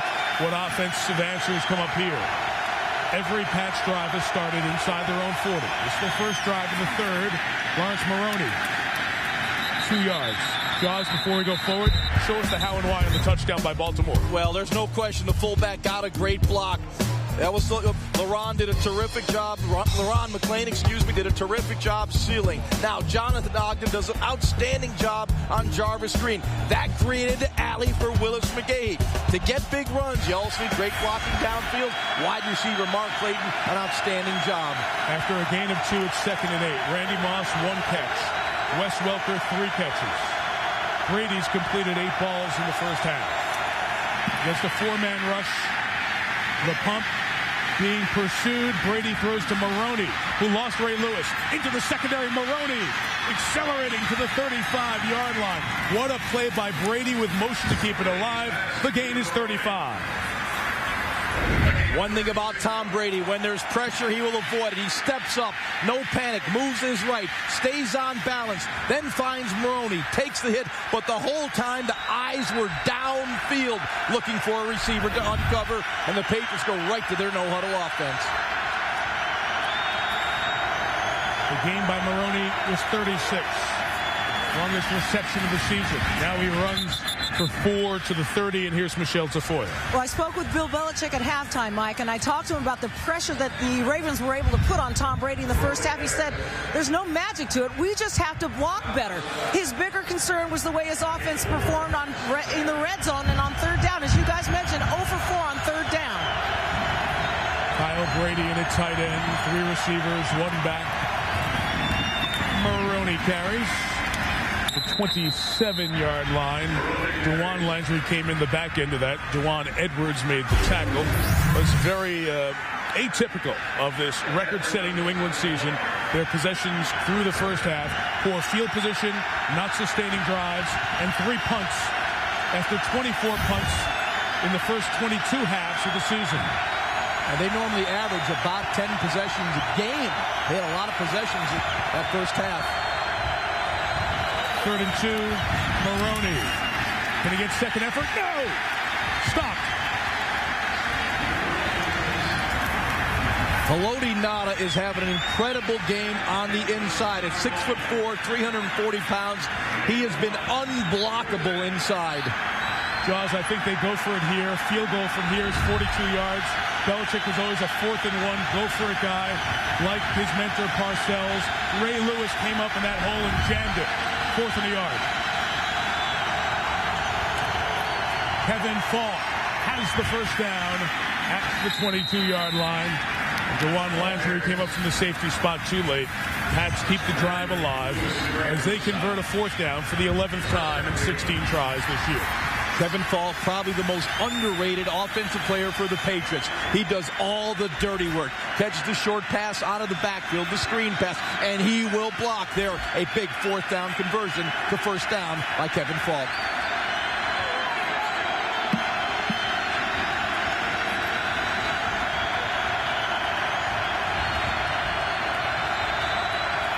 First and 10 from 23. Brady to Brady. Kyle's gain is 6. SportsCenter 30-30. Here's Steve Levy.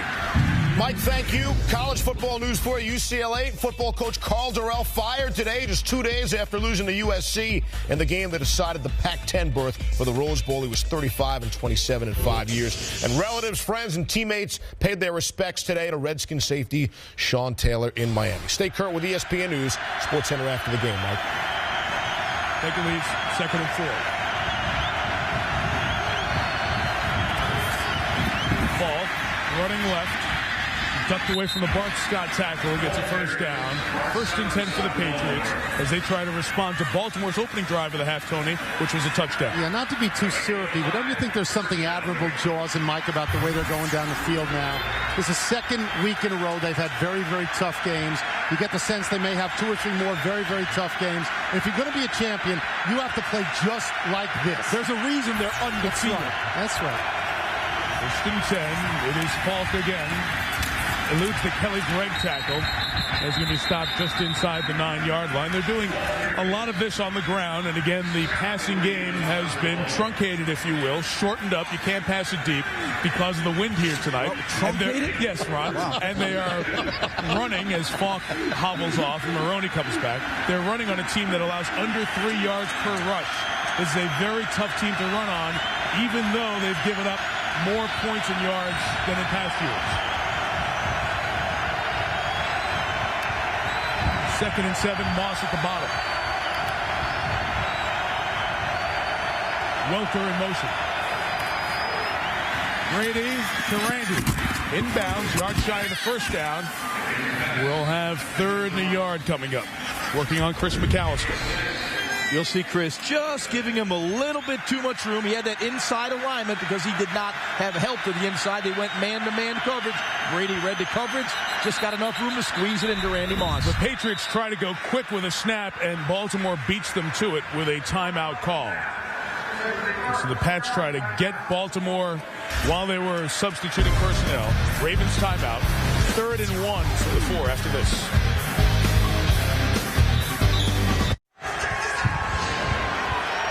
Out of the Raven called timeout, we have 3rd and 1 for the first down, 3 for the touchdown for New England. Patriots opening drive, 3rd quarter. That's 3 wide, 1 tight end, and Maroney 7 yards deep. This might be that Randy Moss throw. Brady looking for Moss. Touchdown, Patriots. Tom Brady's 40th touchdown pass of the season. Moss's 17th touchdown reception. An extra point from a tie game. Excellent job by Tom Brady recognizing the blitz. He changed the call and the protection at the line of scrimmage. Knew he had Randy Moss singled up against Chris McAllister. Easy touchdown. Randy Moss wins to the inside. So Peyton Manning, Marino twice, Kurt Warner, and now Tom Brady. The only 4 men who have 40 touchdowns in a season. The extra point added by Steven Gostkowski. All tied at 17. The team that went 17-0, the Miami Dolphins. Don Shula, their coach, joins us after this.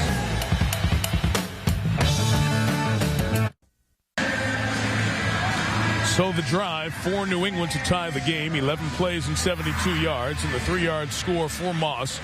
Brady completing all 4 passes on the drive. So 2 drives here in the quarter and 2 touchdowns. And we're right back where we were at the half, all tied. Randy Moss catches his 17th touchdown for the 3rd time. 17 in his season. 3rd time in his career. Yaman Figures the return from the 8. Nice job by Figures, who has great speed and rockets past Harrison. And the picker, Gostkowski, brings him down along with Larry Izzo at the 44-yard line. Good field position. Well, New England trying to be undefeated. The only team to go start to finish without a loss, the Miami Dolphins. 17-0. Bob Greasy coming back in the championship game after Earl Morrow stepped in for injury. You know the names, you know the faces, and you know the results. Wins, 17 of them. And the coach, the man who's won more games than any coach in the National Football League's history, Don Shula, joins us here in Baltimore and getting the opportunity to see quite a game. We'll hear from the coach after this 1st and 10. With Willis McGahee. Bowler got in the way, and McGahee's on his way. Past the 40 into the 39-yard line. A first down and a run of 16 as the pushing goes on behind the play. And Coach Shula, first off, welcome. Second off, picked a good night to come to a game. Yeah, great to be back in Baltimore. A lot of great memories back here. I would be crazy if I didn't take this opportunity to say, aren't you rooting for Baltimore to win this one? How would you know that? I've been accused of doing those kind of things. Isn't the champagne on ice somewhere? Well, I don't know about that, but I'll tell you, the Patriots are so good, and the Brady's unbelievable, but every team that they play now is going to be like the Ravens here tonight. It's going to be a big game for them. You know, makes their season if they can pull the upset. And Coach Willis McGahee, who went to college down in Miami, is having an inspired game. 124 rushing yards, over 1,000. And that play out of the backfield for a first down to the 27-yard line. Right, the quarterback, Kyle Bowler, is doing a great job. And, you know, that defense has always been a good defense. You wondered if they could score offensively, and they've been moving the ball. Coach, you mentioned Kyle Bowler. Another design play a moment ago to get it deep. No panic, didn't force the ball. Checked it down to Willis McGahee. Moved the chains. We're from the 27 with Derek Mason as the move man. The pressure comes from Seau. McGahee runs the other, or rather Musa Smith runs the other way to the 19-yard line, a gain of about 8.5. I'm sure you were expecting this question. A couple of months ago, there was a story in which you talked about the possibility of an asterisk being attached. Oh, wait a minute now. Come on, to New England, and then you said you changed your mind. Now we're 2 months I don't remember down anything the road. about an asterisk. What do you think of what's your position on the Patriots? I think that they're unbelievable. And if they run the table, they should be given credit for running the table. This is a great football team. I'm very proud of our team and 72 and our accomplishments. But if somebody does it better than we did it, I'm going to call that coach, and our players are going to call their coach, their players. The 18, Musa Smith dancing, giving McGahee a break. And Ron, they continue to pound the running game at the Patriots. First down. Well, this is much like Coach Shula's 72 Dolphins. They were not a passing team. They got a body and a body, and they just established a line of scrimmage, moved the defense to the other line of scrimmage, and ran the ball down people's throats. And I am shocked the Ravens are dominating the line of scrimmage like they are this evening. Of course you are. I think in one game we threw it 9 times. Yeah, the Super Bowl. You were. Look at the rushing yards allowed by the Patriots here tonight.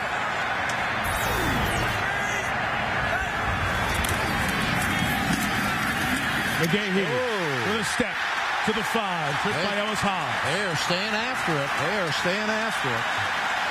Did you watch the first half with the Ravens owner, Steve Bisciotti? Yes. What were his spirits like? He was very, very happy about everything. And, this crowd here tonight is fantastic. I remember the old stadium here. I was here for 4 years as a player, 7 years as a head coach, and a lot of great memories in Baltimore. But this stadium is beautiful, and the crowd reminds me of the kind of support that we had when I was coaching here. Second down from the 5. Look at McGahee's numbers, 132 yards. They're back to him, and McGahee, right at the first down marker, has got a first down at the 2-yard line. It'll be first and goal as this third quarter comes to an end. This is not a complicated scheme, Coach. They are just getting a man-on-a-man, attitude running, and you watch Willis McGahee. He's running like the greatest running back in the history of the game. Not only the best back that he's talking about himself the past couple seasons. They're going to measure here for the first down. If they have the first down, the Ravens will go to the other end to start the fourth quarter. But you need to measure on this end first. And you get a feeling this crowd will explode when the Ravens trot down to the other end of the field.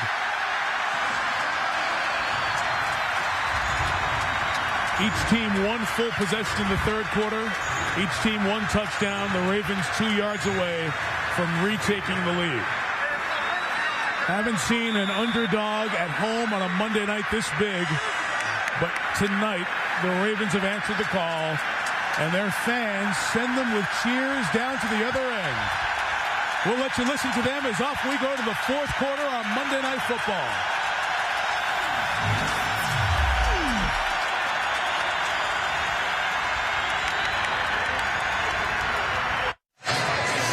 So off we go to the fourth quarter here in Baltimore, all tied at 17. The New England Patriots 11-0 since the Dolphins' perfect regular season and then 3 playoff wins. That 17-0 season. 6 teams have won their first 11 games, the last, the 05 Colts. The Patriots on the ropes a bit here. Fourth quarter starts with a McGahee run. Trying to bounce off the would-be tackle by Brewski, and Teddy helped stop him and wait for reinforcements.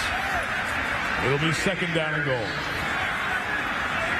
Willis McGahee's numbers of note tonight. McGahee has the most rushing yards against the Patriots defense since Willis McGahee in 2005 when he was a Buffalo Bill. The key there is the average, 5.4 yards per touch. That is sustaining offense. Second and goal. The blitz comes. It's picked up. Bowler throws. Touchdown. Dan Wilcox. Ravens lead.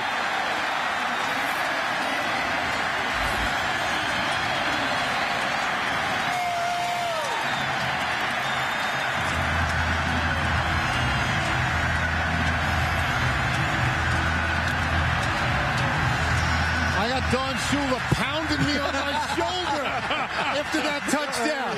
I can't control myself. You don't think he's anxious on this champagne? Come on. Well, Coach, you said it. Kyle Boller has played a very good game. He really has. I didn't know a lot about Boller, but watching him tonight, the way he's taking control of the game, a lot of poise. The play calling, I think, has been great. And the Ravens on top by 7.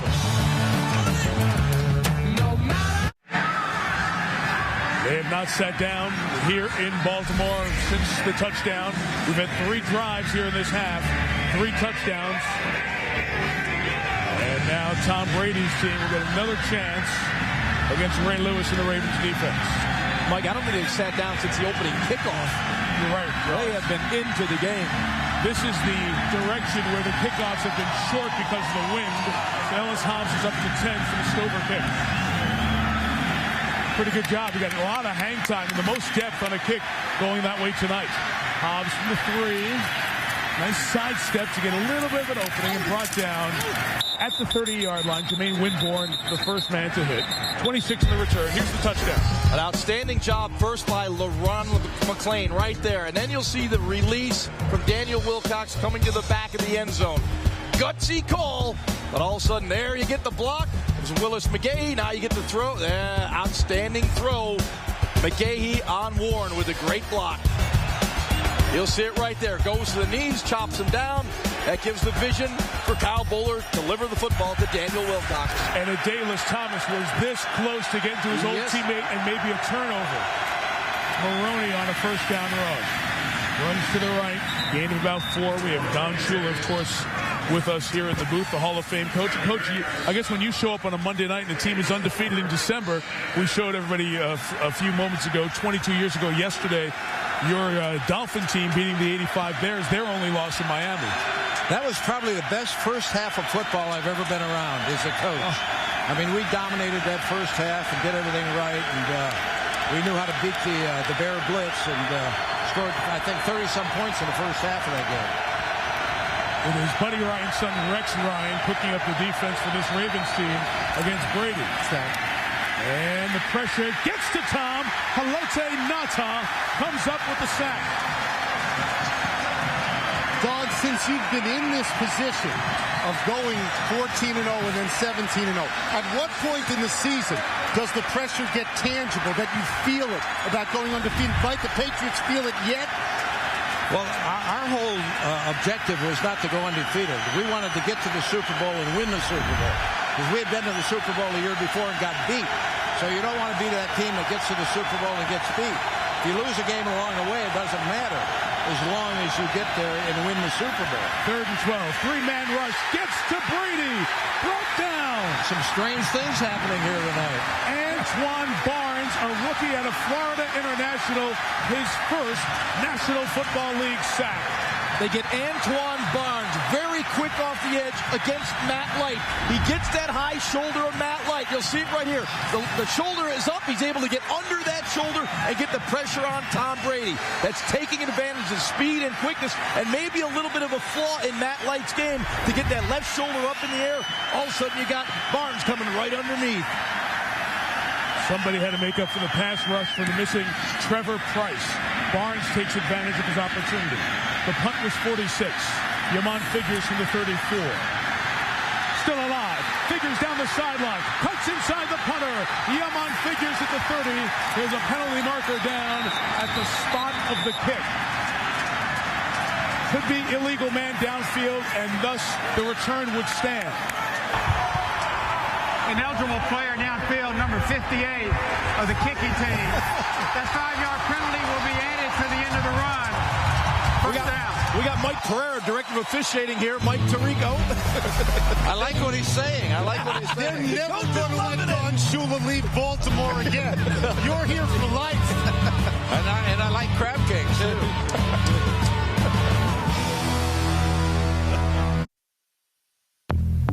ESPN's Monday Night Football is brought to you by Alltel Wireless. Take the head-to-head challenge at alltelcircle.com. Miller Lite. For award-winning taste, there's no debate. Miller Lite. Good call. Men's Warehouse. You're going to like the way you look. Visit tmw.com for the store nearest you. And Capital One. What's in your wallet? Some of the images of this night in Baltimore that might be long remembered by Ravens fans. Of course, this franchise won a Super Bowl 35. Don Shula was part of many of the great Baltimore football moments with the Colts. Bill Belichick and Tom Brady's team in a bit of trouble. Down 7, Baltimore ball at the plus 26. McGahee gets back to the line of scrimmage. No gain. Ron, take us back to the last drive. Well, they're staying with the blueprint, and that is pound the football. Great patience here by Willis McGahee. The point of attack is blocked, and oh my goodness, Kyle Boller with a block. Kyle Boller playing very well. Wanted a big play down the field, wasn't there. Check it down to McGahee, and you got to have courage in the red zone. Here, Kyle Boller sticks it into Daniel Wilcox. Outstanding execution by the Ravens on the running game and the passing game during that drive to put them ahead. After no gain, 2nd and 10. Field goals are tough for anybody with this win. McGahee tried to spin. Richard Seymour had a forearm there. McGahee kept the play alive and gains only a yard as Rodney Harrison makes the tackle.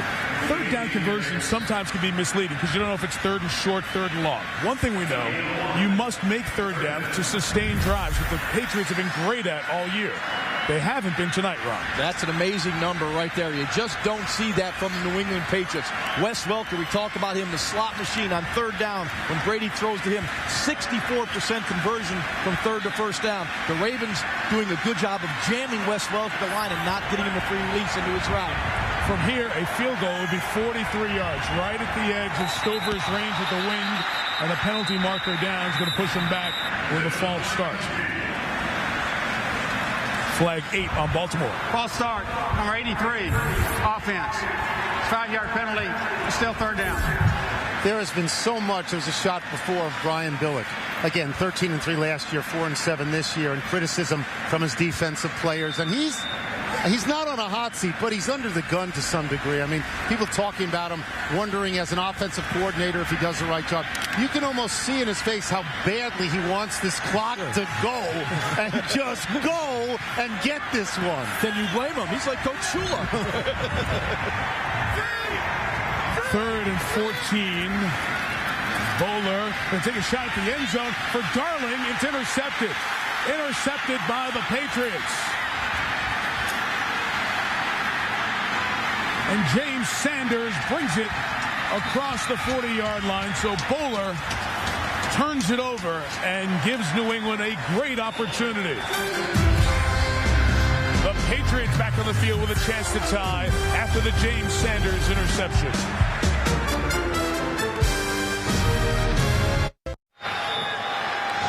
Since Don Shula's Dolphins went undefeated, 6 teams have started 11-0. Look at the teams they lost to. Middle-of-the-road teams, no dynamic teams. The Ravens coming in tonight 4-7, but just a crucial mistake on the turnover, and you don't give the most potent offense in the NFL good field position and a great opportunity. Brady, pass deflected, intended for Wes Welker. Penalty marker down from the secondary with some sort of contact in the back end. Now, they want to point out, well, it's going to be on the Patriots here. This is going to be a flag on New England. Pass interference, number 88, offense, 10-yard penalty. It's still 1st down. That's on Kyle Brady. Let's go back to the interception, Ron. Well, Kyle Boller, you've got to see the throw. He doesn't see the throw. He's got time. He throws the ball down the middle. There's nothing there but white jerseys. If you don't see the throw, don't make the throw. Rodney Harrison in front of Coach Billick. Kiss him a kiss. Don Shula's in this. Did you ever do that? No, I can't remember ever doing anything like that. I played for Coach Shula 2 years. I stood next to the sideline. You can vouch for it. No kisses. Great shot, guys. 1st and 20, Brady to Maroney down the sideline. Got a block downfield from Stallworth, and there goes Maroney. Got another block from Welker, all the way to the 25-yard line. A 42-yard gain. Excellent job by Tom Brady. Once again, the clarity of which Tom Brady sees the field. He looked downfield, didn't have anything. He realized the Ravens had blown a coverage out into Brady's left flat, off the play action. Maroney leaks out after Bart Scott turned his back. Found Maroney, big play Patriots. And New England goes no huddle. Ed Reed was hobbling after that play. Brady hands it off to Maroney this time, who gets to the 20-yard line. Coach Shula, back to that interception a moment ago by Baltimore. You mentioned right away as we went to break, reminds you of the Philadelphia game last week. Exactly. Philadelphia was playing a great football game, and then late in the game, they got greedy. They threw it up there. It was an easy pick for the defense. The same thing here. I mean, they had patience to move the ball down the field. They got to come out of there with at least 3 points for that field position they had. Second down here from the 20. The snap takes us to the 9-minute mark.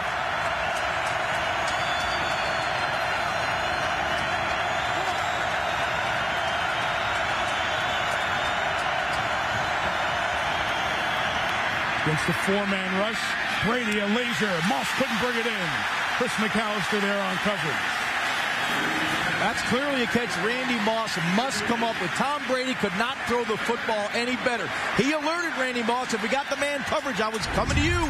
And you'll see this throw right here. Randy Moss with McAllister playing outside, has the post route. Look at this throw, right on the hands. Randy's got to come up with that catch. This is third down and 6.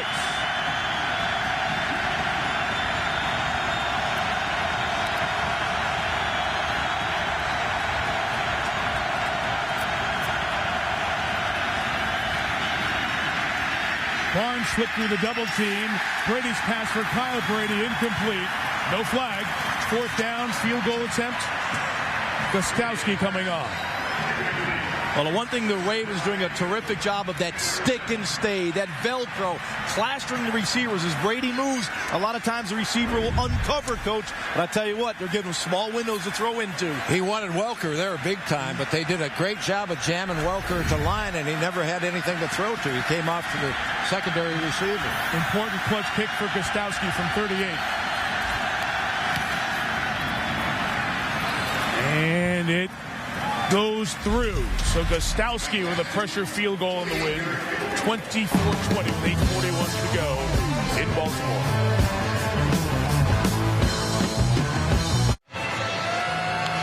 $8:41 left. Don Shula here in the booth with us. You mentioned coming back to Baltimore. This is a great Baltimore football night, but your days with the Colts as a player and a coach. Bill Belichick started here, and he was with the Baltimore Colts. A pretty exciting time in this city once again. It really is, and I remember Bill when he grew up with Teddy Marchibroda was the head coach, and Bill would be around the office doing things for Ted Marchibroda. That's right. That's how he got his start. Yolande Figures tripped up at the 27-yard line. Bill was telling us those stories. $25 a week. You're worth every penny of it. Bill told us he made $22.81 after taxes. He remembers, never forget. Another Hall of Fame coach like Coach Shula. Be right back here in Baltimore.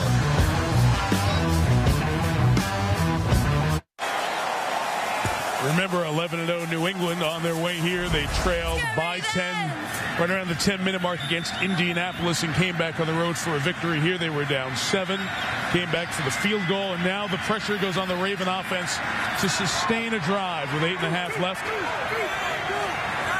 and a 4-point lead. Willis McGahee for the 28th time carries, only for a couple of yards to the 30. Coach Shula, before we leave you with memories of Don Shula. Baltimore days. Playing for 4 years here before becoming the head coach. 1963 at age 33. 21 interceptions before the coaching career. 7 years, that's right. 21 picks. A lot of people don't believe that. And they said you were slow at the time. You look pretty quick there. I could run. 2nd and 8 here at the 30. Good pressure by Rodney Harrison to trip McGahee in the backfield. A loss of 5 yards. Coach, what do you think the key is now here for New England? Because you had many close calls in your perfect season with the Dolphins. Well, the thing that the Ravens have to do is somehow figure out how to make a first down and run some clock. And for the Patriots, you know, they're going to put 8 people up there. You just saw a great example of that now. Rodney Harrison making a tackle on the line of scrimmage. And so you got to be able, you got to have the confidence to throw the football in a situation like this. It's 3rd and 9, halfway through the quarter. And they will throw, and Bowler does throw. It's incomplete. Intended for Mark Clayton. The coverage was good, and those leaders like Harrison making back-to-back plays to force 4th down. kind of like your group, Coach. It's so many veterans at the big time. Those guys come up with those plays. Yeah, we had Jake Scott and Dick Anderson, probably the best pair of safeties that I've ever been around. And you could always count on them to make big plays in key situations. And Harrison, the 14th year man, comes up with that big play. Sam Cook, with this wind, has been able to get him up high and turn the ball over. Watch if he gets good hang time on this kick. Does not. Fair catch, signaled for, and made just a 29-yard kick. Falk takes it to 43. Coach Shula, it was an honor to have you up here on this very special night. We'll let you enjoy the rest of the game. But thanks. Great to see you. Thank you, Mike. Good to be with you. Thank you very much. Great seeing you, Coach. Next time, bring all the menu from Shula's Steakhouse and cater the thing, okay? We got to do that. He's not getting a free steak out of that. No. Yeah, I'm on Nutrisystem now. I'll take your steak. Okay. Thank you, Coach Shula. It was great having you up here. Great seeing you. Thank you. So now the opportunity for the New England Patriots from their 44. Plenty of time with 7:09 left. Trailing by 4. Brady fires a rocket into the waiting arms of Randy Moss at the 37-yard line. The pickup 19, first down, and New England getting into a rhythm. This is when Tom Brady is at his very best with the game on the line. Let me give you a quote from Bill Belichick a year ago about Tom Brady. He knows how to get a game won. There's no quarterback I'd rather have with a few minutes to go in the fourth quarter, whether we're ahead or behind. He's behind and there's a few minutes to go. Maroney, a much bigger running factor here tonight. Gets it to the 30-yard line, a couple of yards shy of the first down. Kelly Gregg made the tackle. Maroney was averaging under 10 carries per game. He has 13 carries tonight for 44 yards, plus a couple of big receptions as well. 2 for 79 yards. No huddle and out of the gun. Maroney, Halote Nata was waiting, a penalty marker down after the first down, but Ray Lewis thinks it's a hold. Holding, number 67, offense. 10-yard penalty, it's still second down. Center, Dan Copeland. Number 97, Kelly Gregg, just came up off the ground, signaling to the referee that he was held. The flag came in. This is the guy you want. Again, Tom Brady, as he said the other day, what's the big deal about 11-0? We've won 3 Super Bowls, and 2 of them, with 2 minutes to go, we had to come back and win. Right, Jaws? He is Mr. Cool. He's the one you want. He is the best in this position. You know, we're here in Baltimore where Johnny Unitas was recognized as one of the best quarterbacks running the 2-minute offense. Well, Tom Brady falls in that same category. 3 receivers and tight end Ben Watson.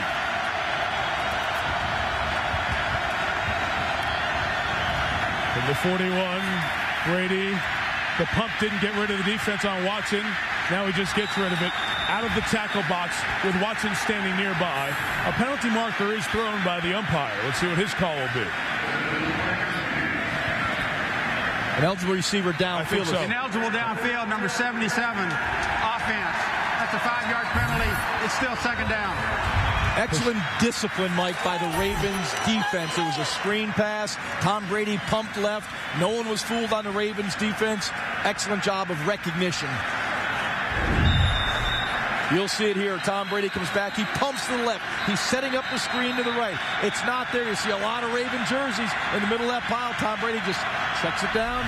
Incomplete. And you saw the offensive lineman. Will they decline this penalty, by the way? Correction. Baltimore has elected to decline the penalty for an eligible downfield. It will be third down at the previous spot. We go back to Brady and his success, as Tony was alluding to, his game-winning drives, fourth quarter or overtime, most since 2001. That becomes significant because September 2301 was when he stepped into the lineup for Drew Bledsoe. By declining that penalty, you still leave third and long. They've been great third and long. It's at the 41-yard line. Yeah, very interesting choice because it could have been second and 22. You'd like to go third down and 12 or about 13. Second and 19. 19, I'm sorry, 5-yard penalty. Instead, third and 14. Brady, the late pressure comes and the pass is incomplete. So often, everything Rex Ryan does looks different. It never looks the same, and that time, delayed pressure gets to Brady, and they're forced to punt. That is his philosophy, Rex Ryan. It is always about changing the look. Even a wily veteran like Tom Brady, who's seen it all, keep changing the look, create doubt in his mind. I love to use the term rent space in a quarterback's mind. Make him think. There, Welker went to the inside, Brady through the outside. Covered very well by Corey Ivy. Chris Hansen's 5th punt tonight. See, his season high was 6. Ed Reed goes back for this key one, not the rookie figures. Plus, they're in a spot on the field where you keep your defense out for a punt safe. Hansen tries to go for the sideline. The wind got him. That's going to be a punt of less than 15 yards. I spoke to Rex Ryan before the game. It was all about getting Tom Brady in 3rd and long, the known passing situations. So far tonight, they've been able to do it. The Patriots 1 for 9 on 1st down, converting that 3rd down to 1st down. The punt, 14 yards. The Ravens defense doing a job. And you see Rex with the smile. They'll take over at the 27-yard line. This is what now, Jaws? Their 3rd or 4th time in the half with a chance to go down the field, Baltimore, and they've been 3 and out the last 2 or 3 times, have they not? Tony, we can talk about running the ball for 300 yards a game. You got to run it now when everyone in the stadium knows you must run the football. Edged up to touch the 28. They're going to throw on 1st down. Bowler checks it to McGahee. McGahee puts a shoulder down into Brewski to the 35-yard line.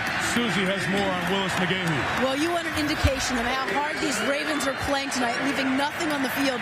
Willis McGahee has been suffering from leg cramps in his thighs, but as we can see, he's been carrying the load. And remember what Brian Billick told us. No team has really tested this Patriots defense by pounding and pounding and pounding late into the 4th quarter. We know they're smart, we know they're experienced, but they're a little bit old, and that was going to be the real test tonight, and it's on Willis's shoulders. Suze McGahee has 137 of those 165 rushing yards. 2nd and 3, left side. Got about 1.5 yards. Vince Wilfork, his former teammate at Miami, had his hand on the ball trying to rip it away. We'll have a key 3rd down coming up as you see the timeout situation. A little bit experienced and a little bit old. Sounds like us, Jaws. Speak for yourself, Tony. Sounds like us. Very important call for Brian Billick here on 3rd and 2. I did love the 1st down call. The Patriots are bringing their safeties, particularly Rodney Harrison, down the box. They went with the play-action pass. Got the ball to McGahee out in the flat. 3rd and about 1.5 yards. I think it's a running down. Mike mentioned this before. Everybody in the stadium is standing and has been standing for the last 20 minutes. Tight on the receivers, so there's no space for a quick pass. You saw Belichick move the corner up. 3rd and 2, they are going to throw. And they'll throw to McGahee. Can he beat Harrison? No. Harrison made the play. The ball was down by the contact. It'll be 4th down, and for the 2nd consecutive series, Rodney Harrison has come up with key plays to force the Ravens off the field. We have a timeout taken by New England. Excellent job by Rodney Harrison. Open field tackle on Willis McGahee. Teddy Bruschi comes over the top and finishes it off. So the Patriots take their first time out at 3:41 to maximize the time here that they'll have with the ball. Doesn't it feel like, seriously, that the sands in the hourglass, as they say, are running out on Baltimore at this point? How many times can you give the Patriots the ball late in the game and not expect them to get a touchdown? That clock can't move fast and it's enough not for moving Brian at all. Billick and the Ravens. No. You're absolutely the right. people from Baltimore are in agony because that clock's not moving. That was the 1st down they needed right there. They're in their 4-minute offense right now. They needed to sustain offense, and they didn't. Sam Cook to kick. Another bad kick. Got a good bounce, and it will be 36 yards, stopping dead at the 26-yard line. They're yelling at Derek Martin, let the ball roll. Give us the extra couple of seconds. So with 3.5 left, Brady and the offense will come on the field. On a night when Randy Moss has been held to 4 catches for 34 yards, and Wes Welker has been held to 3 catches for 18 yards, which of these Patriots receivers? Remember, their top 3 receivers, Stallworth, Welker, Moss, they weren't here last year. They went out for about a cap number of around $8 million via trade and free agency. They brought in guys who've changed the entire complexion of this team. Now those guys at 3.5 minutes with Brady bear a lot of the opportunity to keep the perfect season alive. Under center, and Kevin fought the back. Play action. Down the middle. What a hit! Samari Roll, who has missed 6 games this year, diagnosed with epilepsy, had 3 seizures, epileptic seizures, couldn't get the medication set properly for him to be able to come back and play, delivers a shot on Dante Stallworth. This is the signature of Baltimore. The offense is not going to win this game. They've depended on their defense to win games for years. They got to win it on defense again. You're right. This is their opportunity. Right. 2nd and 10. There's going to be some pressure here. No, they only went with a 3-man rush. And Brady throws down the middle. Benjamin Watson with the catch right at midfield. He's touchdown there for the first down. Brady throwing between the hash marks to Watson this year is 19 of 19. That's another pretty good. There. Will that make it 20 of 20? No, that was 19. Oh, that was 9. I'm sorry. Jumping ahead of myself. Brady with excellent time in the pocket with the 3-man Ravens rush. Waited for Watson to work down the middle of the field against that cover 2 where those safeties divide.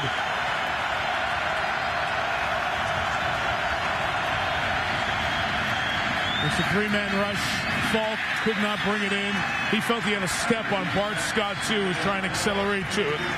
Well, a 2nd down coming up with 2:47 to go. But Tom Brady has 72% completions, leading the National Football League coming in. Tonight he is 15 of 31, under 50%. This is the subpar game they said he had last week. Last week he had 380 yards. This is the subpar game. This is the time when maybe you can beat the New England Patriots. Keyword was maybe. 2nd and 10, 3-man rush. Brady, Falk. Scott the tackle, gain of 9. 3rd and 1 coming up. What Tom will do is be patient. He won't make the mistake that Kyle Bowler made by trying to squeeze the ball in earlier where it shouldn't have gone. He will take what the defense gives him to move the ball down the field. Then he'll take his shot when it presents itself. 3rd and 1, they keep it quick. Going forward to the line at the 40. That'll be a first down for New England. Robert Kraft, the owner for the Patriots, looking for the spot. They do have a first down with the clock running down here to the 2-minute warning. Might get one more snap in. They will. Pumping and firing down the middle. It is off the back of the safety, Jermaine Winborn, intended for Watson. Incomplete. At the 2-minute warning, the Patriots have the ball at the 40. Their chance for the perfect season on the line. Back to you. See on ESPN Radio at 1 Eastern, Scotty. The ball's officially at the 39. Pats have a couple of timeouts. It is 2nd down and 10 for Brady. Personnel you'd expect. Watson with top 3 receivers and Falk. Welker in motion at the top. Against a 5-man rush, Brady got out of the pressure and throws incomplete. The pressure was closing in on him. That is Antoine Barnes again. He has been all over the field, putting pressure on Tom Brady. 3rd down coming up. He's been playing in pass rush situations the last couple of weeks. Yeah, you'll see Antoine Barnes coming off the edge. Nick Case just couldn't handle his speed and quickness. Got to Brady in a heartbeat. The rookie out of Florida International Forces, 3rd and 10.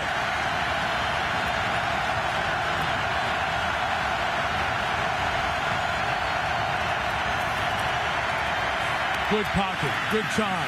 Falk out of the backfield. Runs out of bounds a yard shy of the first down. Look at the spot there. It's going to be 4th and a yard with the stop clock with 1:48. So now, of course, it's up to Brady, but it's up to the defensive guys, the Ray Lewises, the Ed Reeds.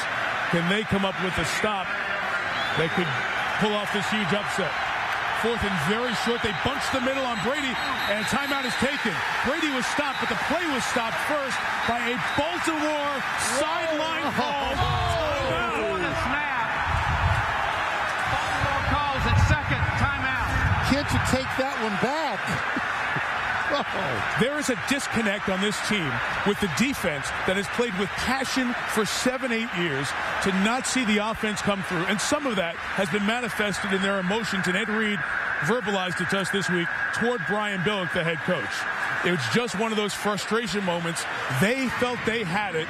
The sideline wanted the timeout. And you saw the players so physically frustrated. They made the stop, Mike. They made the stop on 4th down. It was one of those snap decisions, ready to snap. A timeout was called. It would have been the Ravens football. The criticism that has been leveled by Ed Reed and by Ray Lewis and Brian Billick is almost always about play calling, though. Not about defense. The last thing they would have expected is him to take a timeout. And it looked like it was Rex Ryan on the sideline, the defensive coordinator, that signaled for the timeout. Heath Evans is back in. It is still 4th and a yard. And it's Evans now. A whistle here.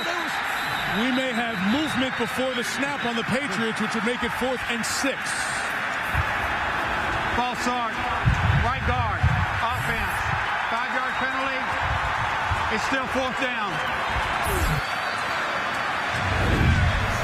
Stephen Neal, the right guard, makes the move prematurely. You'll see the flinch ahead of the snap. 5-yard penalty brings up 4th and 6 for the Patriots.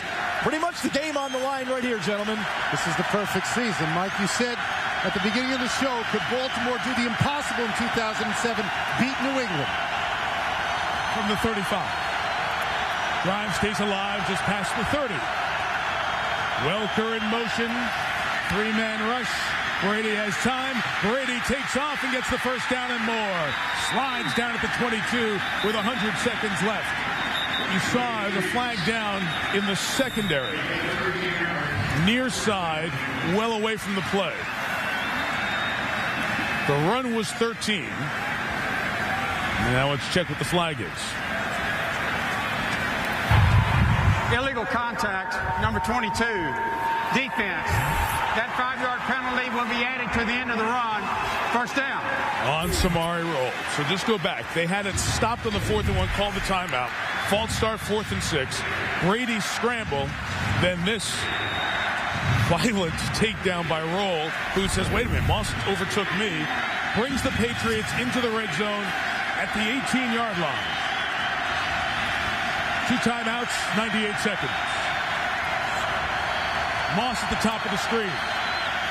Inside handoff, Falk eludes the Nata tackle, and Haloti comes back to get him at the 13-yard line with $1:27 and a turning clock. GMC, Monday Night Football postgame. Steve Young, Emmitt Smith, Sal Paolantonio here in Baltimore. The baseball story and the passing of Sean Taylor remembered in Miami. Nata comes off the field. Kelly Gregg back in. And Nata's been a force tonight.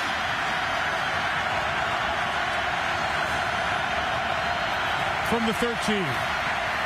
Time for Brady. Deflected in the air and incomplete.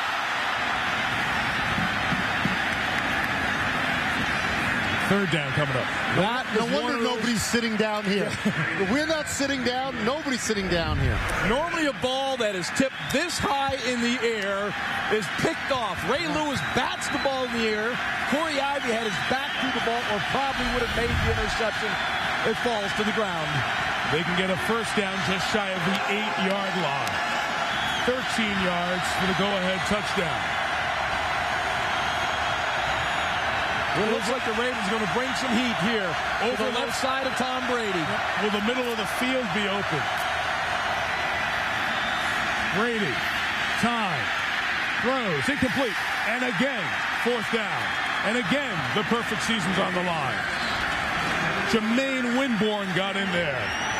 So Bob Kraft, the owner, has put together the Bill Belichick masterpiece plan, executed to perfection on the field by Brady, who's having his toughest night of the season. And this record crowd of 71,382 in Baltimore urge Ray Lewis and the defense on as Moss and company will take a timeout to come up with the play. 55 seconds left. 4th down coming up.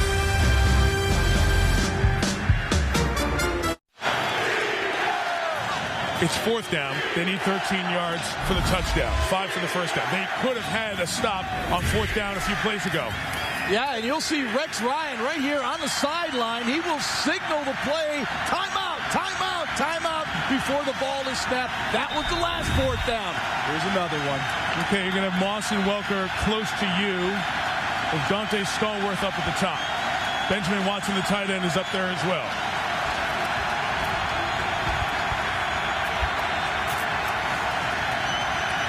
11-0 comes down to this snap again. Brady looks left, comes back right, puts it up for grabs. It's deflected, flag down. A hold on the Ravens. It will be first down for New England inside the 10 with 50 seconds remaining in the game. Holding, number 28, defense. 5-yard penalty, first down. Jermaine Winborn, the third-year man out of Virginia, who's played well tonight with a lot of coverage there. There's a phrase that English majors like to use, and it's tragic inevitability. And as you watch this, you watch the Patriots get closer and closer and closer, and they get reprieves on every fourth down, just like they did there. There was the How call many on can Benjamin, you get? There was the call on Benjamin Watson. That was the flag. So from the 8, first and goal.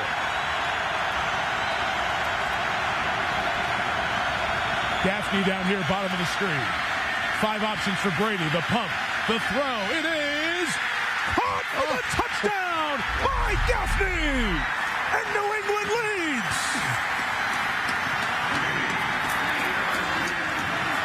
26-24, and immediately Kraft is thinking, did he get inbounds with possession? And will it be looked at from upstairs? A flag comes down now here after the play. Does he have control of that ball as he's cradling it on the way out? Well, let's get a look from the side. You'll see right here, does he have complete control of the football? I can't see it from that angle. There are 2 fouls on the play. Unsportsmanlike conduct, number 57, defense. That foul occurred after the touchdown, and that 15-yard penalty will be assessed on the kickoff. Following that, unsportsmanlike conduct, number 57, defense, throwing the official's flag into the stands. That 15-yard penalty will also be assessed on the kickoff. Those 2 are on Bart Scott. So that's 30 yards back on the kickoff. Now let's look at this one. Will it be looked at via review? And all replay questions in the last 2 minutes are buzzed down from the replay booth to the official. Does Gaffney have control of the ball? Is he still juggling before that second foot comes down? And now Walt Anderson will go over for a look. What do you think, Jaws? That is very, very close. How do you interpret control of the football? He did have his fingertips on it. And then the right hand comes down off of it as that second foot is down. He does not have secure 2 hands on the ball and step, which is what you usually look for. Would you have to overturn that call? Because the call on the field is touchdown. So he is looking in review at the touchdown. That will put the Patriots ahead. Be right back.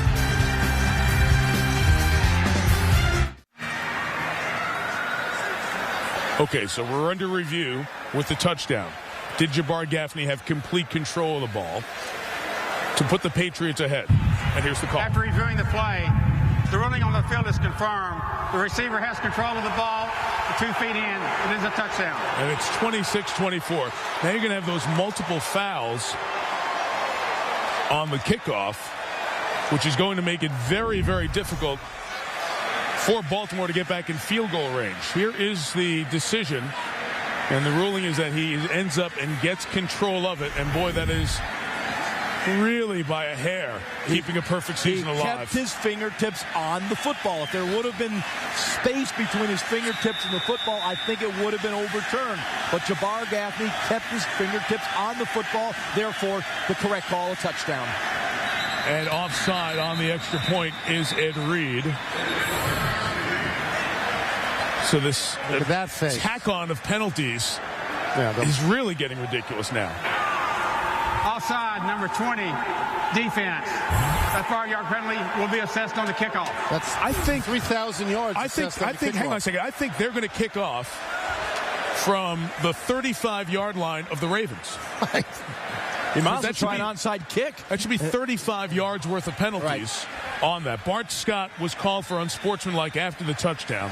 Then he picked up the flag and threw it in the stands. So that added to the 15 with 15 more.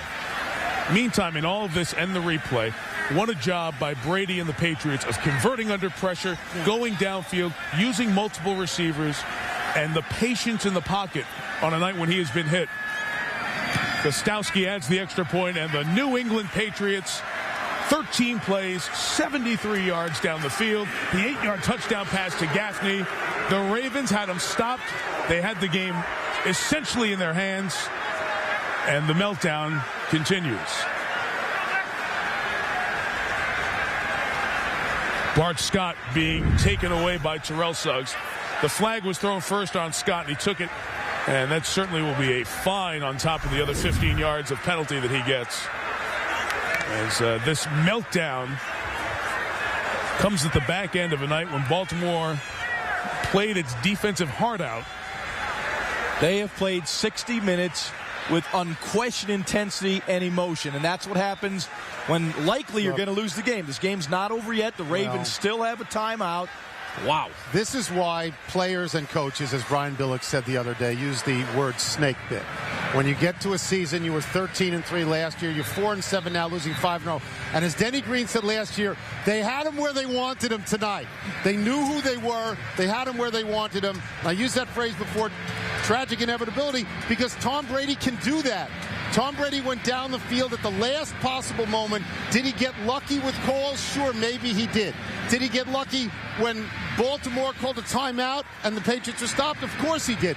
But luck is the residue of design. When he had the opportunity to make the touchdown play, he did. And Brian Billick knows what's going on and knows that this game is gone. Okay, to the game here, they're going to kick off from the plus 35. So essentially, Gostowski will just blast this into the back of the end zone for the touchback. Then, when Baltimore gets the ball, they will be going into the wind. So it's going to be hard for them to throw the ball down the field. And the Ravens down to one timeout on top of that. Right, but they only need a field goal. There is a little bit of saving grace in there. They don't have to go whatever the distance will be. They'll have to get probably to the 30, probably 25. Maybe the 25-yard line, kicking into that wind. And, of course, the wind is gusting. It would be into Stover's face. They're going to have to go 55 yards because Gostowski's just going to blast this through the goalpost, you would imagine. Or to the right of it. And the Ravens will take over at the 20-yard line. Boy, you talk about those penalties, and you say, well, it's just emotion at the end of the game. But on a night where the wind is so tough and you can return kicks, that's a killer. That is an absolute killer. Pro Bowl player. Bart Scott. Pro Bowl player. Well, that's the intensity of the game. It happens. You snap, you lose it. I mean, the defense has played their hearts out, and they felt they had a couple calls go against them.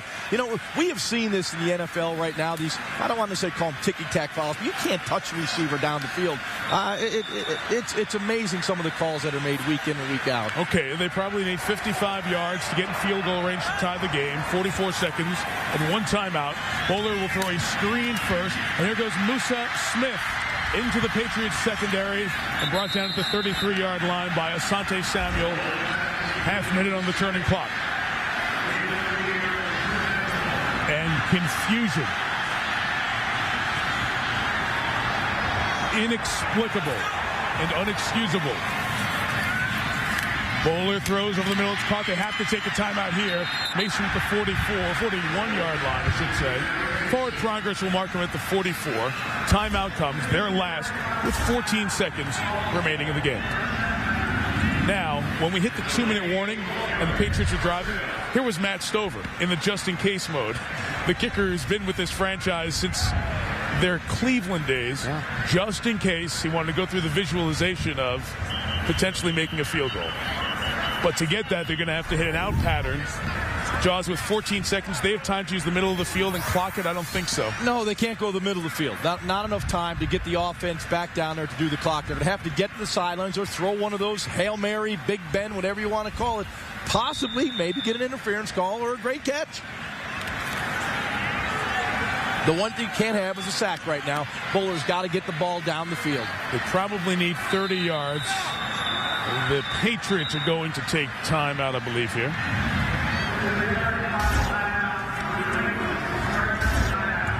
So the New England Patriots and Baltimore Ravens out of timeout. What's next for the Patriots? The Steelers, who looked good last night at home in the rain again, by the way. Right. Yep.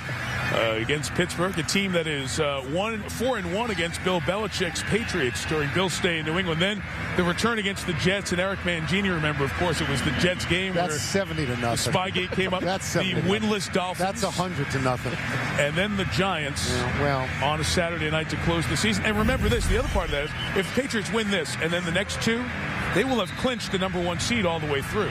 So they're going to have 2 weeks of the question, do you get some rest? You're looking at... They will play to watch win. This game tonight with your own eyes. If the Patriots win this game, how could you possibly think anybody's going to beat them if this is the one they win? Come on. Yeah, this is the one. Last week the Eagles gave them a run. This week they were down for the 8 count here. Yes. You know, they got off the mat. Rodney Harrison is out of the game, was grabbing his hamstring after the last play. Brendan Merriweather out of Miami is in. Bowler throwing deep, and it is dropped by Merriweather, who just came in the game with 8 seconds left. That play would have ended the game because it was in the middle of the field. So now 8 seconds, and pretty much sideline. It's the fan in the Ray Lewis jersey knows the deal. It's got to be sidelines here, otherwise the game's going to end. Well, not necessarily. Kyle threw that up the seam. I believe if Mason would have kept running, there could have been a collision. He could get the interference call, but he slowed down. Maybe I'm looking for some silver lining here. I think you might be. Yeah. Why don't you just say the immaculate reception could happen as well? It might happen. 3 receivers to the right side, 1 to the left. Bowler steps up as hard as he can throw it. It's going to be shy of the goal line, but on the deflection it is. He caught it! But shy of the end zone, and the game ends. Caught by Mark Clayton. He caught it. Down at the 2, no flags, no time, and by a hair, the New England perfect season remains alive. 12-0, taken to the end by Baltimore. But the Patriots' pursuit of perfection continues, 27-24. Brian Billick, Bill Belichick, the handshake. And the Ravens lose their 6th consecutive game, fall to 4-8, 52 yards on the Hail Mary, but a couple of yards shy. And Bowler does a great job of getting air under this. He gets it right to the goal line. A jump ball. Mark Clayton goes up. That's we saw this in the Super Bowl with the Rams in Tennessee. You get so close, but you don't get in. It's a good thing that play didn't go into the end zone because Derek Mason tackles Look at Asante Samuel. Well, hey. That is offensive pass interference to the nth degree. They're not going to call it, not at this point in the game. Goodness. How close can you get if you're Baltimore? You had the game won. You did everything you could have been asked to do. You did it on defense. You got enough offense. You had them reeling, standing 8 count, and you didn't win it. Much more on SportsCenter. Susie Colbert, Michelle Tafoya, Tony Kornheiser, Ron Jaworski, Mike Tirico. Good night from Baltimore. This has been a presentation of ESPN, the worldwide leader in sports. The Patriots remain perfect. See you in Atlanta.